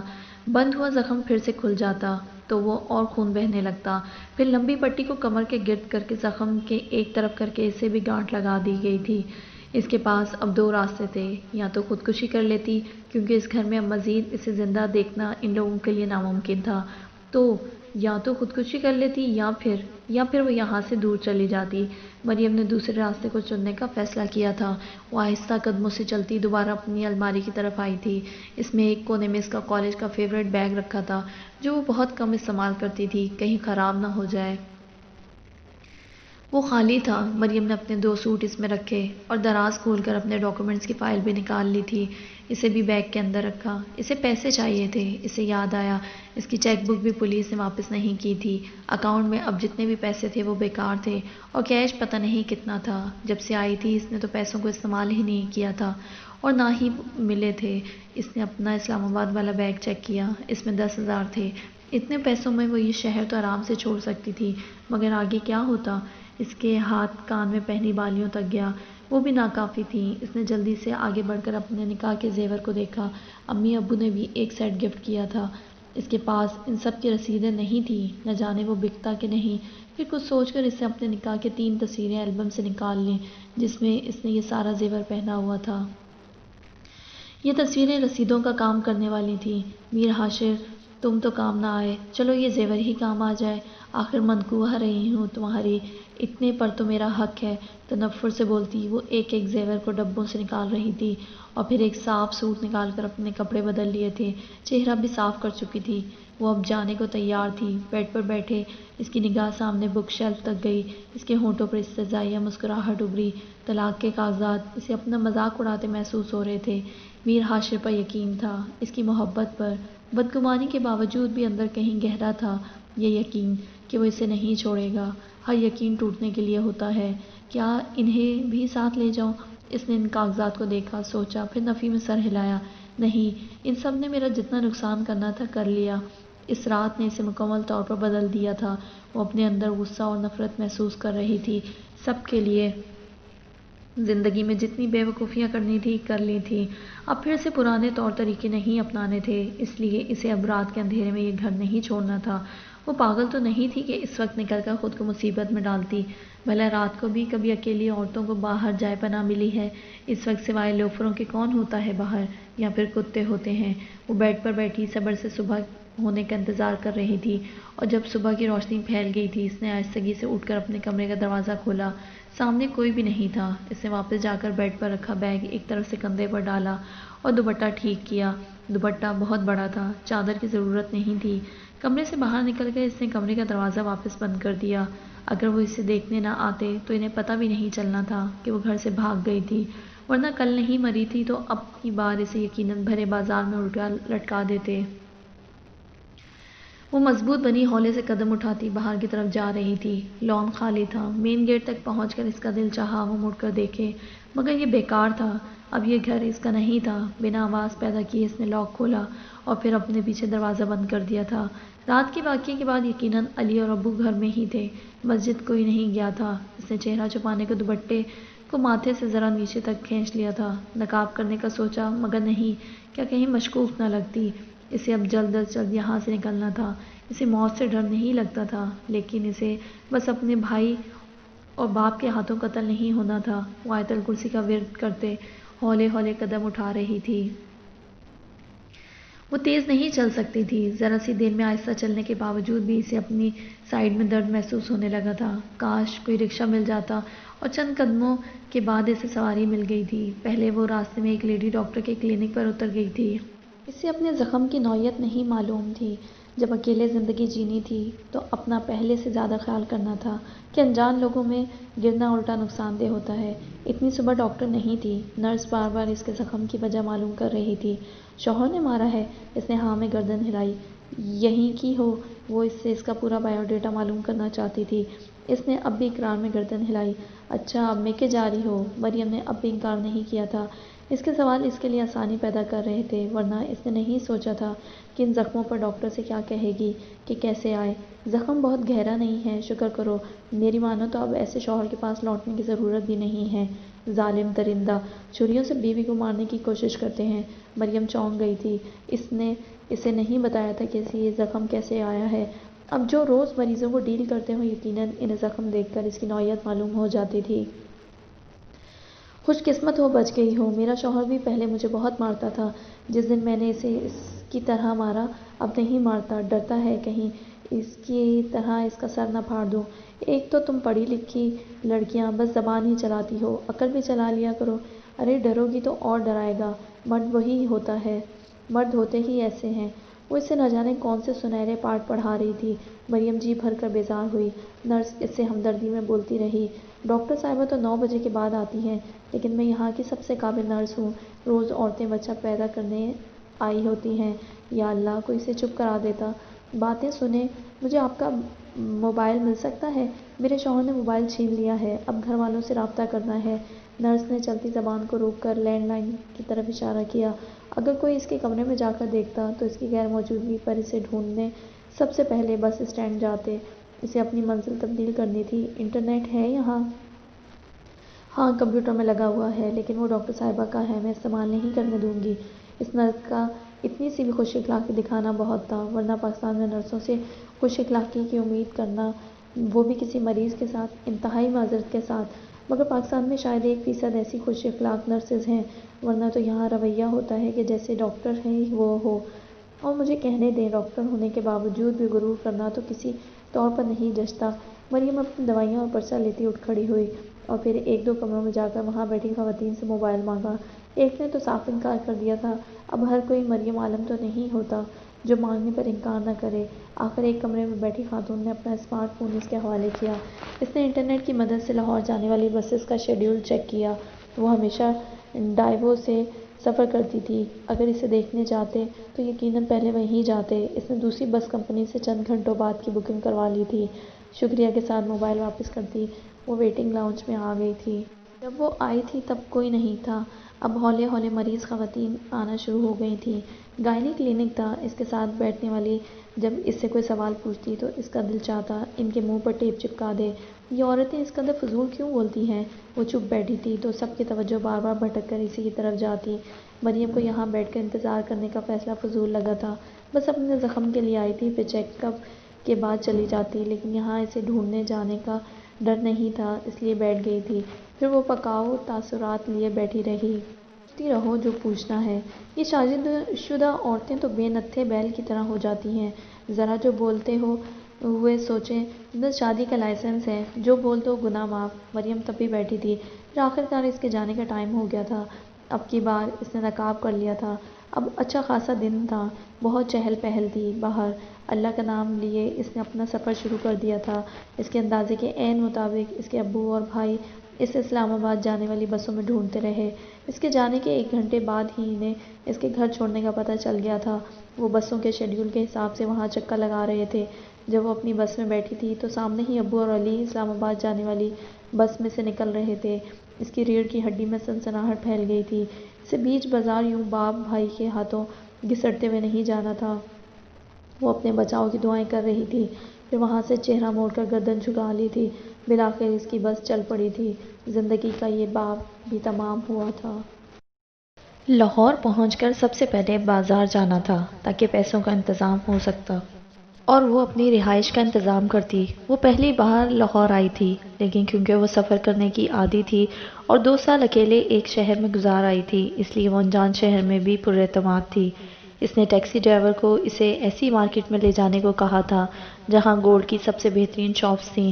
اس کے اندازے کے مطابق وہ بڑی دکان والے اس سے ان سارے زیورات کی رسیدیں مانگ رہے تھے۔ اس نے اپنی نکاح کی تصاویر دکھائیں۔ ایک میں وہ حاشر کے ساتھ بیٹھی تھی، ایک میں پورے خاندان کے ساتھ اور ایک میں اکیلی۔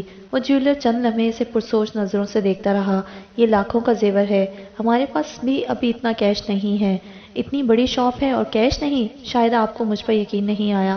کوئی بات نہیں، میں کہیں اور جا کر بیچ لوں گی۔ اس نے سارا زیور سمیٹ کر بیگ میں ڈالنا شروع کیا۔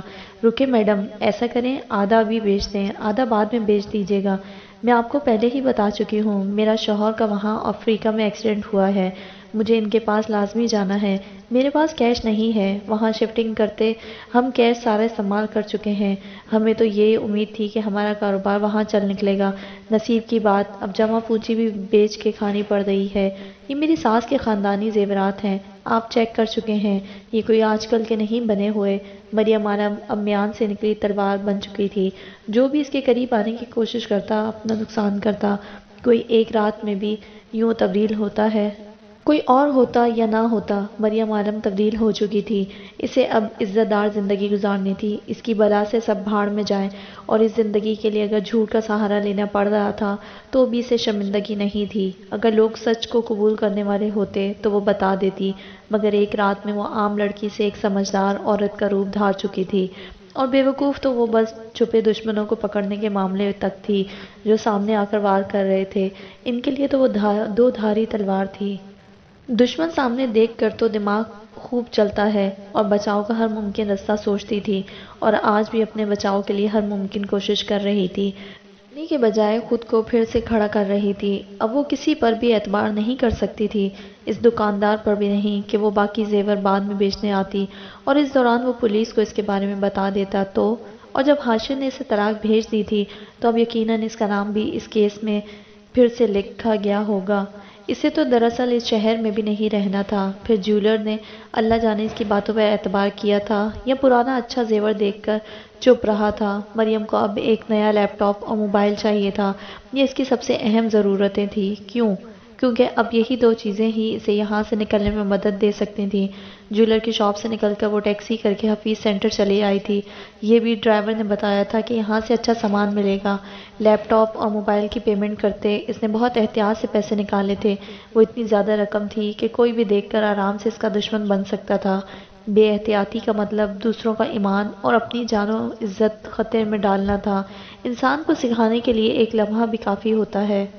ایک لمحہ ہی آپ کی عقل پر پردے ہٹانے کو کافی ہوتا ہے۔ پھر جو چوٹ آپ نے نہیں کھائی ہوتی، آپ اس کے لیے بھی حساس ہو جاتے ہیں۔ مریم نے ایک دھوکہ کھایا تھا۔ وہ نہیں جانتی تھی کہ کس نے کیا تھا یہ سب۔ وہ تو ہر ایک پر اعتبار کرتی تھی اور اب وہ سوائے اپنی ذات کے کسی انسان پر بھروسہ نہیں کر سکتی تھی۔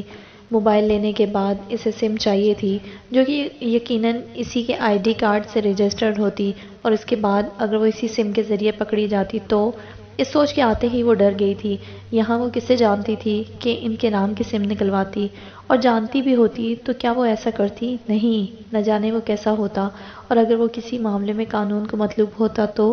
مریم ایک موبائل کمپنی کی فرنچائز کے اندر تو داخل ہو گئی تھی، لیکن اب سوچ بچار میں تھی کہ کیا کرے۔ پھر اس کی نظر دیوار پر گئی جہاں اس کمپنی کے سم پیکیجز اور وائی فائی ڈیوائس کے پیکیجز کے مختلف کمرشلز لگے تھے۔ اس نے خود کو ڈپٹا، مریم اب تو عقل کو تیز دوڑانا شروع کرو۔ پھر وہاں سے ایک وائی فائی ڈیوائس لیے باہر نکلی تھی۔ آپ کے لیے آسانیاں پیدا کرنے آسمان سے فرشتے نہیں اترتے، بس اپنی عقل پر پڑے پردوں کو ہٹانے کی ضرورت ہوتی ہے تو آپ خود اپنی ذات کے لیے آسانیاں کر لیتے ہیں۔ اس وقت شام ہو رہی تھی، مغرب کی اذان کسی بھی وقت ہو سکتی تھی۔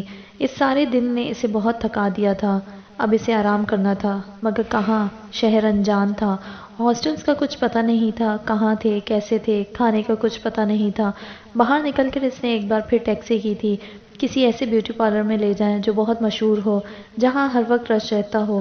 ٹیکسی ڈرائیور نے باقاعدہ مڑ کر اسے دیکھا۔ عجیب عورت تھی جو کہہ رہی تھی کہ رش والے پارلر لے جاؤ، ورنہ عورتیں تو کہتی ہیں بس ہم ہی پہلی کسٹمر ہوں، کیونکہ پیچھے گڑیا پپو روتے چھوڑ کر آتی ہیں۔ بڑا ہی اسٹیمنا تھا اس خاتون میں تو۔ کیا لاہور میں ایک بھی اچھا بیوٹی پارلر نہیں ہے؟ مریم نے اس کے مڑنے پر بگڑے لہجے میں کہا۔ وہ گڑبڑا گیا۔ نہیں بہت ہیں۔ پھر ٹیکسی چل پڑی تھی۔ ایک دو پارلر کے باہر ٹیکسی رکی تو اس نے ڈرائیور سے کہا کہ پتہ کر کے آئے رش ہے کہ نہیں، اور جب وہ کہتا کہ نہیں اتنا زیادہ نہیں ہے، آدھے گھنٹے تک آپ کی باری آ جائے گی، وہ اسے پھر سے ٹیکسی چلانے کا کہہ دیتی۔ پھر ایک جگہ بہت رش تھا، بیک وقت 4-5 دلہنوں کی اپائنٹمنٹ تھی شاید۔ ٹیکسی ڈرائیور مایوسی سے بتا رہا تھا، وہ جی کہہ رہے ہیں کہ ہمارے پاس آج بالکل ٹائم نہیں ہے، 3 گھنٹوں سے پہلے تو 1 منٹ بھی نہیں دے سکتی ہیں ان کی باجی۔ مریم سن کر اتر آئی تھی، اسے مطلوبہ جگہ مل گئی تھی، کرایہ دیتے وہ اندر آ گئی تھی۔ اتنی عورتیں تھیں کہ اگر وہ آرگنائز نہ ہوتا تو باہر ابل پڑتی۔ مریم نے ریسیپشن پر اپنے فیشل کے لیے کہا تو لڑکی نے بے بسی سے اسے دیکھا۔ کسٹمرز کو نہ بھی نہیں کہا جا سکتا تھا۔ میڈم آج بہت رش ہے، یہ جو سامنے 2 دلہنیں نظر آ رہی ہیں، صرف یہ نہیں ان دونوں کا پورا خاندان یہیں تیار ہوگا، آپ کی باری تو رات 11 بجے تک آئے شاید۔ وہ بیچاری سے ڈائریکٹ نہیں کہہ پا رہی تھی کہ بیٹھنے کو جگہ نہیں ہے، آپ چلی جائیں، کوئی مسئلہ نہیں ہے، مجھے آپ کی میڈم سے ہی فیشل کروانا ہے، بہت تعریفیں سنی ہیں ان کی۔ مریم اطمینان سے بولی، اچھا آپ ادھر اس طرف بیٹھ جائیں، جیسے ہی کوئی لڑکی فارغ ہوتی ہے میں آپ کو بلا لوں گی۔ نہیں مجھے کسی اور لڑکی سے نہیں، بس آپ کی میڈم سے ہی فیشل کرانا ہے۔ ٹھیک ہے آپ ادھر بیٹھ جائیں۔ مریم ایک جانب رکھے صوفے پر آ بیٹھی۔ وہاں آئینوں کے آگے رکھی کرسیاں پر تھیں، کہیں میک اپ ہو رہا تھا، کہیں ہیئر اسٹائلنگ، اور کچھ لڑکیوں کے فارغ ہونے کا انتظار کر رہی تھیں اور فراغت کو دور کرنے کو ہاتھوں میں پکڑے موبائلوں میں مصروف تھیں۔ ساتھ ساتھ ایک دوسرے پر جملے بازیاں چل رہی تھیں، ہنسی اور کہکوں کی آواز تھی۔ مریم نے ان سے نگاہ ہٹا کر اپنے ہاتھ میں پکڑا ایک شاپنگ بیگ کھولا اور لیپ ٹاپ باہر نکالا۔ اسے سکون سے لیپ ٹاپ استعمال کرنا تھا، اس لیے اسے رش والی جگہ چاہیے تھی، ایسی رش والی جگہ جہاں ہر کوئی اپنی آپ میں پڑا ہو، اس کی جاسوسیاں نہ کرے، اور خواتین کے بیوٹی سیلون سے بڑھ کر دنیا میں ایسی کوئی جگہ ہو ہی نہیں سکتی۔ وہاں بیٹھی ہر خاتون کا مسئلہ بس اپنے حسن میں اضافہ ہوتا ہے۔ موبائل فرنچائز مردانہ جگہ تھی، اس لیے وہ وہاں سے نکل آئی تھی۔ لیپ ٹاپ کی ونڈوز رجسٹرڈ تھی، چند لمحوں بعد اس کے ساتھ وائی فائی ڈیوائس میچ کیا تھا۔ انسٹالیشن کے بعد وہ نیٹ براؤزر کھول رہی تھی۔ اب ہر وقت وہ نیٹ کے لیے دوسروں سے موبائل نہیں مانگ سکتی تھی اور نہ کوئی 5 منٹ سے زیادہ صبر کر سکتا تھا، اور لاہور میں اپنے کام کے لیے وہ زیادہ پھر بھی نہیں سکتی تھی۔ ایک تو زخم، دوسرا پکڑے جانے کا ڈر بھی تھا۔ اس کا کام لمبا تھا۔ وہ لاہور کے مختلف پرائیویٹ ہاسٹلز کو سرچ کر رہی تھی، پھر موبائل آن کر کے اس کے نوٹس میں ساری معلومات لکھتی رہی۔ وہاں کسی نے بھی کونے میں بیٹھی اس لڑکی پر توجہ نہیں کی تھی۔ کوئی اپنے بالوں کے لیے پریشان تھی، کوئی لپسٹک کے شیڈ کے لیے بول رہی تھی، کوئی اپنے میک اپ کے لیے لڑکی کو بلاتے ہوئے جھنجھلاہٹ کا شکار تھی۔ سب کے اپنے مسئلے تھے۔ مریم نے 5-6 ہاسٹلز کا پتہ لکھ لیا تھا۔ اب وہ کل ہی وہاں جا سکتی تھی۔ اس وقت رات ہو چکی تھی، اسے اب کہیں رات گزارنی تھی۔ ہوٹل، اس سوچ کو تو وہ پہلے ہی رد کر چکی تھی، لیکن اب آخری آپشن یہی تھا۔ اس نے اچھی ہوٹلز کو سرچ کیا، پھر ایک جگہ بکنگ کرا لی تھی۔ وہ 1 گھنٹے میں فارغ ہو چکی تھی۔ سیلون میں ویسے ہی رش تھا۔ وہ اٹھ کھڑی ہوئی۔ رش کم نہیں ہو رہا، اب مجھے جانا ہے، میں کل آؤں گی۔ وہ ریسیپشنسٹ کو مطلع کرتی باہر نکلی۔ پیچھے وہ کہتی رہ گئی، اب بس تھوڑا سا ٹائم بچا ہے۔ مریم انسنا کی آگے آ گئی تھی، پھر ٹیکسی کر کے اپنے ہوٹل آ گئی تھی۔ کمرے میں پہنچ کر سکھ کا سانس لیا تھا۔ مشکل ترین دن تھا۔ اس کی سائیڈ میں پھر سے درد ہو رہا تھا۔ اس نے کھانا روم میں منگوا لیا تھا، پھر درد کی وجہ سے اس سے ٹھیک طرح سے کھایا نہیں گیا تھا۔ زخم کی ڈریسنگ کر کے وہ بستر میں گھس گئی تھی۔ اتنی تھکن کے باوجود بھی نیند آنکھوں سے کوسوں دور تھی۔ تکیے پر سرکتے ہی اس کی آنکھیں بھرنے لگی۔ اسے سب یاد آ رہا تھا۔ اسے اپنی بہادری پر رونا آ رہا تھا۔ اسے ہر بات پر رونا آ رہا تھا۔ امی ابو کے آنسو یاد آ رہے تھے، علی، اس کا پیارا بھائی، لیکن اسے زخم دینے والا۔ اس کا ہاتھ اپنے زخم تک گیا۔ نہ جانے کب روتے روتے اس کی آنکھ لگ گئی تھی۔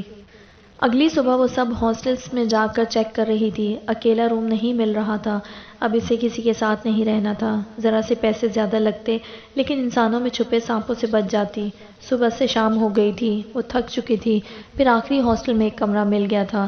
یہاں مہینے کا کرایہ اس کی 5 اسٹار ہوٹل کی ایک رات کے برابر تھا۔ جب تک اس کے پاس کمانے کا کوئی ذریعہ نہیں تھا، تب تک وہ ان پیسوں کو نہیں اڑا سکتی تھی۔ وہ چاہتی تو پورا مہینہ اس 5 اسٹار ہوٹل میں رہ لیتی، مگر اس کے بعد کیا؟ ایک ضلالت والی زندگی ہوتی۔ پیسے کے بغیر زندگی بہت بری ہوتی ہے، بہت مشکل۔ اسے اس پیسے کی حفاظت کرنا تھی، اپنی ذات کی طرح۔ اسی سوچ کی وجہ سے وہ ہاسٹل کے لیے صبح سے خوار ہو رہی تھی۔ ہاسٹل میں سب طے کر کے وہ ہوٹل واپس آ گئی تھی۔ کل سے اس نے ہاسٹل میں جا کر رہنا تھا۔ وہاں وہ کسی لڑکی سے بات نہیں کرتی تھی، اسے کرنی بھی نہیں تھی۔ اس کے ساتھ والی رومز کی لڑکیوں نے پہلے کچھ دن اس کے ساتھ بات کرنے کی کوشش کی تھی، لیکن اس کے لیے دیے رویے پر پیچھے ہٹ گئی تھی۔ بہت مغرور ہے، نکچڑی، بات کرنے کی تمیز ہی نہیں ہے، بہت بد اخلاق لڑکی ہے۔ سب کی اپنی رائے تھی۔ صحیح کہا آنٹی، وارڈن کہہ رہی تھی کہ اس نے کہا میں جب تک ہوں روم کسی کے ساتھ شیئر نہیں کروں گی۔ خوش اخلاق ہوتی تو یوں بدمزاجی نہ دکھاتی۔ ہر شخص دوسرے کے عمل کو اپنے نظریے سے دیکھتا ہے، اور وہ یہ بھی چاہتا ہے کہ جو وہ دوسرے کے بارے میں رائے دے رہا ہے وہ سچ مانی جائے، اس کا کہا معتبر ہو۔ کیوں ہم لوگ اپنے ذوق میں بھی یہ نہیں سوچتے کہ ہر شخص کی زندگی کی کہانی مختلف ہوتی ہے، اس کے اچھے برے رویے کے پیچھے کیا وجہ ہو سکتی ہے، اور اگر کہانی معلوم ہو بھی جائے تو لوگ اس کے لیے کئی جواز دے دیتے ہیں۔ لو، ایسا تو نہیں ہوتا، اچھا تم ایسا کر لیتی، اچھا تم ویسا کر لیتی۔ ویسے ہمارے ہاں ایسا نہیں ہوتا، مجھے تو یہ بات جھوٹ لگتی ہے۔ ایسی ہی بہت سی مختلف آراء ہم لوگ کتنی آسانی سے دے دیتے ہیں۔ مسئلہ پتہ ہے کہاں ہوتا ہے؟ مسئلہ ہمارے دماغ کے ساتھ ہوتا ہے۔ اگر آپ کے ارد گرد یہ سب نہیں ہوتا تو مطلب دنیا میں کہیں بھی کچھ نہیں ہوتا۔ ایسے لوگوں کو اپنے دماغ کا کینوس وسیع کرنے کی ضرورت ہوتی ہے کہ جو ان کے ہاں نہیں ہوتا وہ تب ان کے لیے قابل قبول ہو کہ ایسا کسی اور کے کہیں والے کینوس میں ہو رہا ہوتا ہے۔ آپ کو نگاہ میں وسعت لانی ہوتی ہے۔ پھر یقین کریں کسی شخص سے کوئی مسئلہ نہیں ہوتا، ہر شخص قابل قبول ہو لگتا ہے، ہر انسان اچھا لگتا ہے، ہر انسان قابل عزت لگتا ہے۔ مریم کو ان میں سے کسی کی رائے کی بھی ذرا برابر پرواہ نہیں تھی۔ جن خونی رشتوں کے ساتھ ساری عمر رہی تھی، ہر وقت اچھا کہنے والے برے وقت میں برا کہہ کر ساتھ چھوڑ گئے تھے۔ اس کی بلا سے اب سب بھاڑ میں جاتے، اسے پرواہ نہیں تھی۔ اسے بد اخلاق یا بد زبان کہا جاتا۔ لوگ 1-2 بار اچھا بولنے پر خوش اخلاق کہتے ہیں، پھر اگر کبھی تندی سے بات کی جائے تو ساری زندگی کا اخلاق دھرا رہ جاتا ہے۔ اور لوگ یہی یاد رکھتے ہیں کہ آپ نے ان سے برے طریقے سے بات کی ہے۔ آپ کی ایک غلطی پھر سے آپ کو اسی مقام پر لا کھڑا کرتی ہے، تو وہ ایسے لوگوں کی نظروں میں اچھا بننے کے لیے اپنی انرجی ضائع کرتی۔ اگر اب بھی ویسا ہی کرتی تو پھر مریم عالم پر افسوس ہی کیا جا سکتا تھا۔ وہ سارا دن کمرے میں بیٹھ کر مختلف ٹریولنگ ویب سائٹس کو چیک کرتی رہتی۔ جی ہاں، اسے پاکستان میں نہیں رہنا تھا۔ گھر والے اسے ڈھونڈے بغیر چین سے نہیں بیٹھ سکتے تھے، اور کیا پتا پولیس بھی اس کے پیچھے ہو۔ وہ اسی وجہ سے جب سے ہاسٹل آئی تھی باہر نہیں نکلی تھی۔ بھلے اس کے پاس جتنے پیسے تھے، لیکن اسے کسی ملک کا مستقل ویزا نہیں چاہیے تھا۔ ایک تو یہ لمبا پروسیس ہوتا، اور آگے پتہ نہیں وہ ملک رہنے کے قابل نکلتا بھی یا نہیں۔ اسے جہاں بھی جانا تھا بطور سیاح جانا تھا۔ یورپین کنٹریز کے ویزے پروسیس تو تھکا دینے والے لگتے ہیں۔ فجی کے پیکیجز زیادہ پسند آئے تھے۔ فجی آئی لینڈ دنیا کے جیسے آخری کونے پر واقع ہے، آسٹریلیا سے بھی پرے۔ مریم کا پاسپورٹ ابو نے عمرے پر جانے کے لیے پچھلے سال بنوایا تھا، پھر صرف امی، ابو اور علی گئے تھے۔ مریم اپنی پڑھائی کی وجہ سے نہیں گئی تھی۔ پاسپورٹ دیکھتے اسے وہ دن یاد آیا جب وہ سب پاسپورٹ آفس میں بیٹھے ہوئے تھے۔ علی کی چھیڑ چھاڑ جاری تھی۔ سنو چڑیل، دوپٹہ اچھی طرح سے سیٹ کر لینا۔ اگر تمہارے چڑیلوں والے بال نظر آ گئے تو یہ بہت سے گھرانوں کے چراغ ڈر کے مارے بجھ جائیں گے۔ اس نے اسے چڑھانے کو رش کی طرف اشارہ کیا۔ افسوس کہ تم 7 پردوں میں بھی بندر ہی لگتے ہو، مریم تڑپ اٹھی تھی۔ اس کے بالوں کا دشمن اس کا بھائی۔ وہ کھا جانے والی نظروں سے اسے گھورتی رہی۔ بندر والی بات امی کو بتا دی تو تمہاری کیا عزت رہ جائے گی؟ علی کا اچھا ٹائم پاس ہو رہا تھا۔ اور چڑیل والی بات میں ابو کو بتا دوں تو کیا نہ ہوگا؟ جو ابو آپ کی عزت افزائی میں پیش کریں گے۔ 21 توپوں کو تو رہنے دو، وہ بھی اسی کی بہن تھی، میری اچھی بہن مریم۔ بس بال چڑیلوں کے مارے، ورنہ چاند کا آدھا ٹکڑا ہے۔ علی نے دانت پیسے۔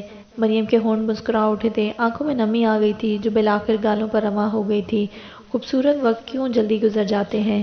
اس نے دائیں ہاتھ سے گالوں کو صاف کیا، پھر پاسپورٹ کی ایکسپائر ڈیٹ دیکھ کر فائل میں رکھ دیا تھا۔ ابھی بہت ٹائم تھا اس کے ایکسپائر ہونے میں، وہ آرام سے سفر کر سکتی تھی۔ اس نے فجی کے 15 دن کے ٹور کو سلیکٹ کیا تھا۔ وہ سب سے سستا پیکیج لے رہی تھی، یعنی ہوٹل اور ایئرپورٹ آنے جانے کے لیے ٹرانسپورٹ تھی۔ باقی ٹور اس نے اپنی مرضی سے کرنا تھا۔ وہ جہاں مرضی گھومتی، جیب کے حساب سے کھانا پینا اور شاپنگ کرتی۔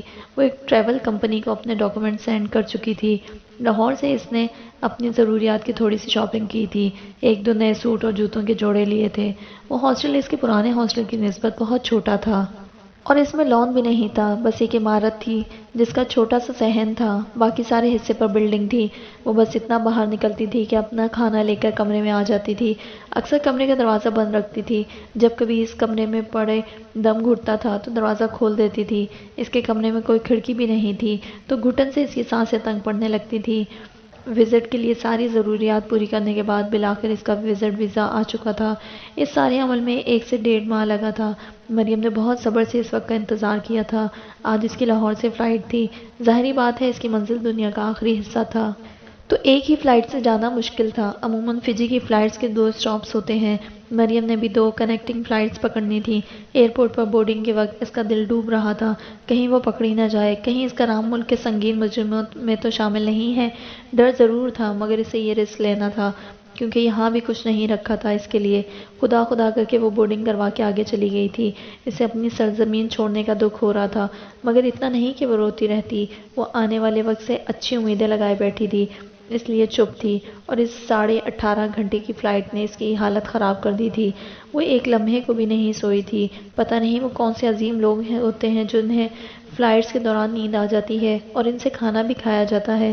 اس نے اپنی کنیکٹنگ فلائٹس کے دوران بھاگتے ہوئے ہی کھانا کھایا تھا، کیونکہ ان میں بھی زیادہ وقفہ نہیں تھا۔ فجی اور لاہور کے وقت میں 7 گھنٹوں کا فرق ہے، تو وہ ایک دن آگے آ گئی تھی۔ نادی انٹرنیشنل ایئرپورٹ پر جب اس کی فلائٹ نے لینڈ کیا تو وہاں ہلکی ہلکی بارش ہو رہی تھی۔ مریم کھڑکی سے سر ٹکائے شیشے کے پار نظر آتے منظر دیکھ رہی تھی۔ بارش کے قطرے تیزی سے شیشے پر پھسل رہے تھے۔ ہر طرف ہریالی تھی، ایک وسیع لینڈ اسکیپ، اور اس کے پار بے انت سمندر۔ وہ بہت تھک چکی تھی لیکن پھر بھی اس منظر کو سراہے بنا رہ نہ سکی۔ صبح کے 5 بج رہے تھے۔ اسے پاکستان یاد آیا۔ ابھی وہ اس تاریخ تک پہنچنے کو 1 گھنٹہ پیچھے تھا۔ ایئرپورٹ سے باہر نکل کر اسے احساس ہوا کہ موسم بہت سرد تھا، جبکہ وہ پاکستانی موسم کے حساب سے لون کا سوٹ پہنے ہوئے تھی۔ اس نے کب سوچا تھا کہ دنیا میں ایسا ملک بھی ہو سکتا ہے جہاں جولائی میں بھی سردی پڑتی ہو۔ فجی کے لیے اس لیے اپلائی کیا تھا کہ ایک تو سستا پیکیج تھا، دوسرا بہت دور تھا۔ کون سوچ سکتا تھا کہ وہ وہاں ہو سکتی ہے، مگر اس نے وہاں کے موسم کو سرچ نہیں کیا تھا۔ اس کے ایجنٹ کی طرف سے بھیجا ڈرائیور اسے لینے آ چکا تھا۔ اسے ہوٹل چھوڑ کر وہ ڈرائیور چلا گیا تھا۔ مریم نے سرسری نگاہ میں کمرے کا جائزہ لیا۔ درمیانے سے ہوٹل کا ایک درمیانے سائز کا کمرہ تھا۔ اب سستے پیکج میں اتنا ہی مل سکتا تھا۔ 3 اسٹار ہوٹل ایسے ہی ہو سکتا ہے۔ ایک سنگل بیڈ جس پر سفید چادر بچھی تھی۔ بیڈ کی سائڈ دراز میں ایک جانب لیمپ رکھا تھا اور دوسری جانب فون کنیکشن تھا۔ لیمپ والی سائڈ سے بیڈ سے تھوڑے سے فاصلے پر 2 کرسیاں رکھی تھیں اور ان کے درمیان چھوٹی سی میز تھی جس پر رکھے گلدان میں تازہ پھول سجے ہوئے تھے جو آتشی گلابی رنگ کے تھے۔ اسے پھولوں میں بس چند مشہور پھولوں کا پتہ تھا، ان کا نام نہ جانے کیا تھا۔ مریم نے بیگ سے کپڑے نکال کر ایک جانب بنی چھوٹی سی الماری میں لٹکائے۔ مجموعاً وہ ایک سادہ مگر خوبصورت کمرہ تھا۔ اس کمرے میں جو سب سے اچھی چیز تھی وہ یہ کہ اس کے بیڈ کے بالکل سامنے والی دیوار شیشے کی تھی۔ مریم نے آگے بڑھ کر اسے ادھ کھلے پردوں کو مکمل طور پر ایک طرف کر دیا۔ اوہ! سامنے بہت خوبصورت منظر تھا۔ ہوٹل کا سوئمنگ پول اس کے سامنے تھا اور اس سے پرے ہوٹل کا سبزہ زار۔ یہ 3 اسٹار ہوٹل بھی اس ویو سے 5 اسٹار لگ رہا تھا۔ مریم نے پردے برابر کر دیے تھے۔ اسے سونا تھا۔ وہ تھکن سے اب مرنے کو تھی۔ اگلی صبح ناشتے کے بعد اس نے سب سے پہلے کرنسی تبدیل کروائی تھی۔ آتے ہوئے وہ آدھے پیسوں کو امریکن ڈالر میں کنورٹ کروا چکی تھی۔ اب بچے ہوئے پیسے فجین ڈالر میں لیے تھے۔ اس کے بعد وہ شاپنگ کے لیے نکل کھڑی ہوئی۔ اتنی سردی تھی کہ اسے لگ رہا تھا کہ اس کی کلفی جم جائے گی۔ اس نے دوپٹے کو اسکارف کی طرح ڈبل کر کے لیا ہوا تھا۔ وہاں بہت سے ملکوں کے ٹورسٹ آئے ہوئے تھے لیکن شاید وہ واحد پاکستانی تھی۔ اسے بھیڑ میں کوئی بھی اپنا چہرہ نظر نہیں آیا تھا۔ چلو اچھا تھا، وہ اپنے ملک کے لوگوں سے ویسے بھی دور رہنا چاہتی تھی۔ لوگ اس کے لباس کی وجہ سے اسے ٹھٹک کر ضرور دیکھتے تھے۔ مریم نے ایک گرم کوٹ اور کیپ لی تھی۔ وہاں سردی تو اچھی طرح سے پوچھ رہی تھی۔ اسے اس شہر میں گھومنے کا کوئی شوق نہیں تھا، بس اسے کمانے کو کوئی نوکری مل جاتی تو زندگی آسان تھی، مگر نوکری ملنا کوئی اتنا بھی آسان کام نہیں تھا کہ اسے ایک ہی دن میں مل جاتی۔ وہ روز نیٹ پر بیٹھ کر نوکریاں دیکھتی رہتی مگر وہ لوکل لوگوں کے لیے ہوتی تھیں۔ وہ چھوٹا سا ملک تھا، ایک دنیا سے الگ۔ وہ اپنے لوگوں کو موقع نہ دیتا تو کسے دیتا؟ مریم ڈھیروں نوکریاں دیکھتی تھی مگر اسے سمجھ میں نہیں آتا تھا کہ وہ کیا کرے، کہاں اپلائی کرے۔ دن پر دن گزر رہے تھے۔ اس کا ٹرپ ختم ہو جانا تھا۔ اس سے پہلے اسے کوئی اچھی جاب ڈھونڈنی تھی جہاں ویزا بھی وہ خود دیتے۔ آج 7واں دن تھا۔ وہ لیپ ٹاپ کے سامنے بیٹھ کر تھک چکی تھی۔ کوٹ لے کر وہ اپنے کمرے سے باہر نکل آئی تھی۔ سردی اتنی تھی کہ حد نہیں۔ وہ گرم گرم سوپ پینے کو ہوٹل کے ڈائننگ روم میں آ گئی تھی۔ دن کا وقت تھا۔ اکثر سیاح اس وقت گھومنے پھرنے میں لگے ہوتے تھے، اس لیے ہال میں اکا دکا لوگ نظر آ رہے تھے۔ وہ ایک ستون کے قریب والی ٹیبل کے گرد جا بیٹھی۔ ہال کی دیواروں پر لگی بڑی بڑی کھڑکیوں سے باہر کا منظر نظر آ رہا تھا۔ بادلوں نے آسمان کو گھیرا ہوا تھا۔ وہ ایک ہاتھ گال کے نیچے رکھے کوہنی ٹیبل سے ٹکائے کھڑکی کے اس پار دیکھنے لگی۔ وہ کس قدر خود کو مصروف رکھنے کی جتن کر رہی تھی، کچھ بھی یاد نہ آئے، لیکن بس تب تک یاد نہیں رہتا تھا جب تک وہ سوئی رہتی تھی۔ سوتے ہوئے آخری خیال انہی ستمگر لوگوں کا ہوتا اور صبح اٹھتے ہی پہلا خیال بھی انہی کا ہوتا۔ آنسو اب نہیں نکلتے تھے مگر یہ اداسی بھی جان نہیں چھوڑ رہی تھی۔ اس لیے آج اس نے نادی شہر گھومنے کا سوچا تھا۔ بس جو ہونا تھا ہو گیا تھا، اب نئی زندگی کی شروعات کرنی چاہیے تھی۔ رونے کے لیے لاہور میں گزرے دن کافی تھے۔ ویٹر اس سے آرڈر لے کر جا چکا تھا۔ وہ کھڑکی کے پار دیکھتی رہی۔ ہلکی سی کن من ہونے لگی تھی۔ بارش کے قطرے شیشوں سے ٹکرا کر لکیریں بنا کر نیچے کی جانب سفر کرنے لگتے تھے۔ اس کے ساتھ والی ٹیبل پر ایک کپل آ کر بیٹھا تھا۔ اس کے منظر کے درمیان اب وہ لوگ آ گئے تھے۔ وہ بدمزہ ہوئی اور ان لوگوں کو گھورنا چاہا۔ وہ دونوں ایک دوسرے سے باتیں کرنے میں مگن تھے۔ لڑکی تیز تیز بول رہی تھی اور لڑکا کبھی اس کے بالوں کی لٹ پیچھے کرنے لگتا، کبھی اس کے گال پر ہاتھ رکھ دیتا۔ پتہ نہیں محبت نامی جذبہ لوگوں کو اتنا بیوقوف کیوں بنائے رکھتا ہے جبکہ اس نے کرنا خوار ہوتا ہے۔ مریم نے بیزاری سے نگاہ پھیرنی چاہی، تبھی اس کی نگاہ ان دونوں کے ہاتھوں پر پڑی۔ اس لڑکے نے گرم جوشی سے لڑکی کے ہاتھ کو پکڑا ہوا تھا، بالکل ویسے ہی جیسے حاشر اس کا ہاتھ پکڑا کرتا تھا۔ مریم کا سانس وہیں اٹک گیا تھا۔ ہزاروں مشغلے ہیں جو مجھے مصروف رکھتے ہیں مگر محسن وہ ایسا ہے کہ پھر بھی یاد آتا ہے۔ حاشر۔ اسے اپنا پہلا ڈنر یاد آیا تھا۔ اس نے لرزتے ہاتھوں کو ٹیبل پر رکھ کر اٹھنا چاہا اور ہمت کر کے کرسی دھکیل کر اٹھ کھڑی ہوئی۔ اس کے بیٹھنے کی کوئی جگہ نہیں تھی سوائے اس کے کمرے کے۔ اسے اب یقین تک نہیں آتا تھا کہ اسے حاشر نے طلاق دے دی تھی۔ آتا بھی تو کیسے؟ وہ جس طرح محبت سے اس چہرے کو تکتا رہتا تھا، اس نے سوچا اب وہ کیسے جی رہا ہوگا اس کے بغیر، اس احساس کے ساتھ کہ مریم اس کی بیوی نہیں ہے۔ کیا واقعی اس کے لیے آسان تھا اسے چھوڑنا؟ اسے احساس بھی نہیں ہوا۔ اس کے آنسو گالوں تک آ چکے تھے۔ وہ سر جھکائے چھوٹے چھوٹے قدم اٹھاتی ٹیبلز کے درمیان سے گزر رہی تھی۔ میم، آپ کا آرڈر، ویٹر نے پیچھے سے پکارا۔ اس نے مڑ کر اسے دیکھا۔ جی میم، آپ ٹھیک ہیں؟ ویٹر نے اس کے بہتے آنسوؤں کو دیکھ کر پوچھا۔ ہاں، سردی لگ رہی تھی اس لیے رو رہی تھی۔ مریم نے اس کے ہاتھ سے اپنا آرڈر لیا۔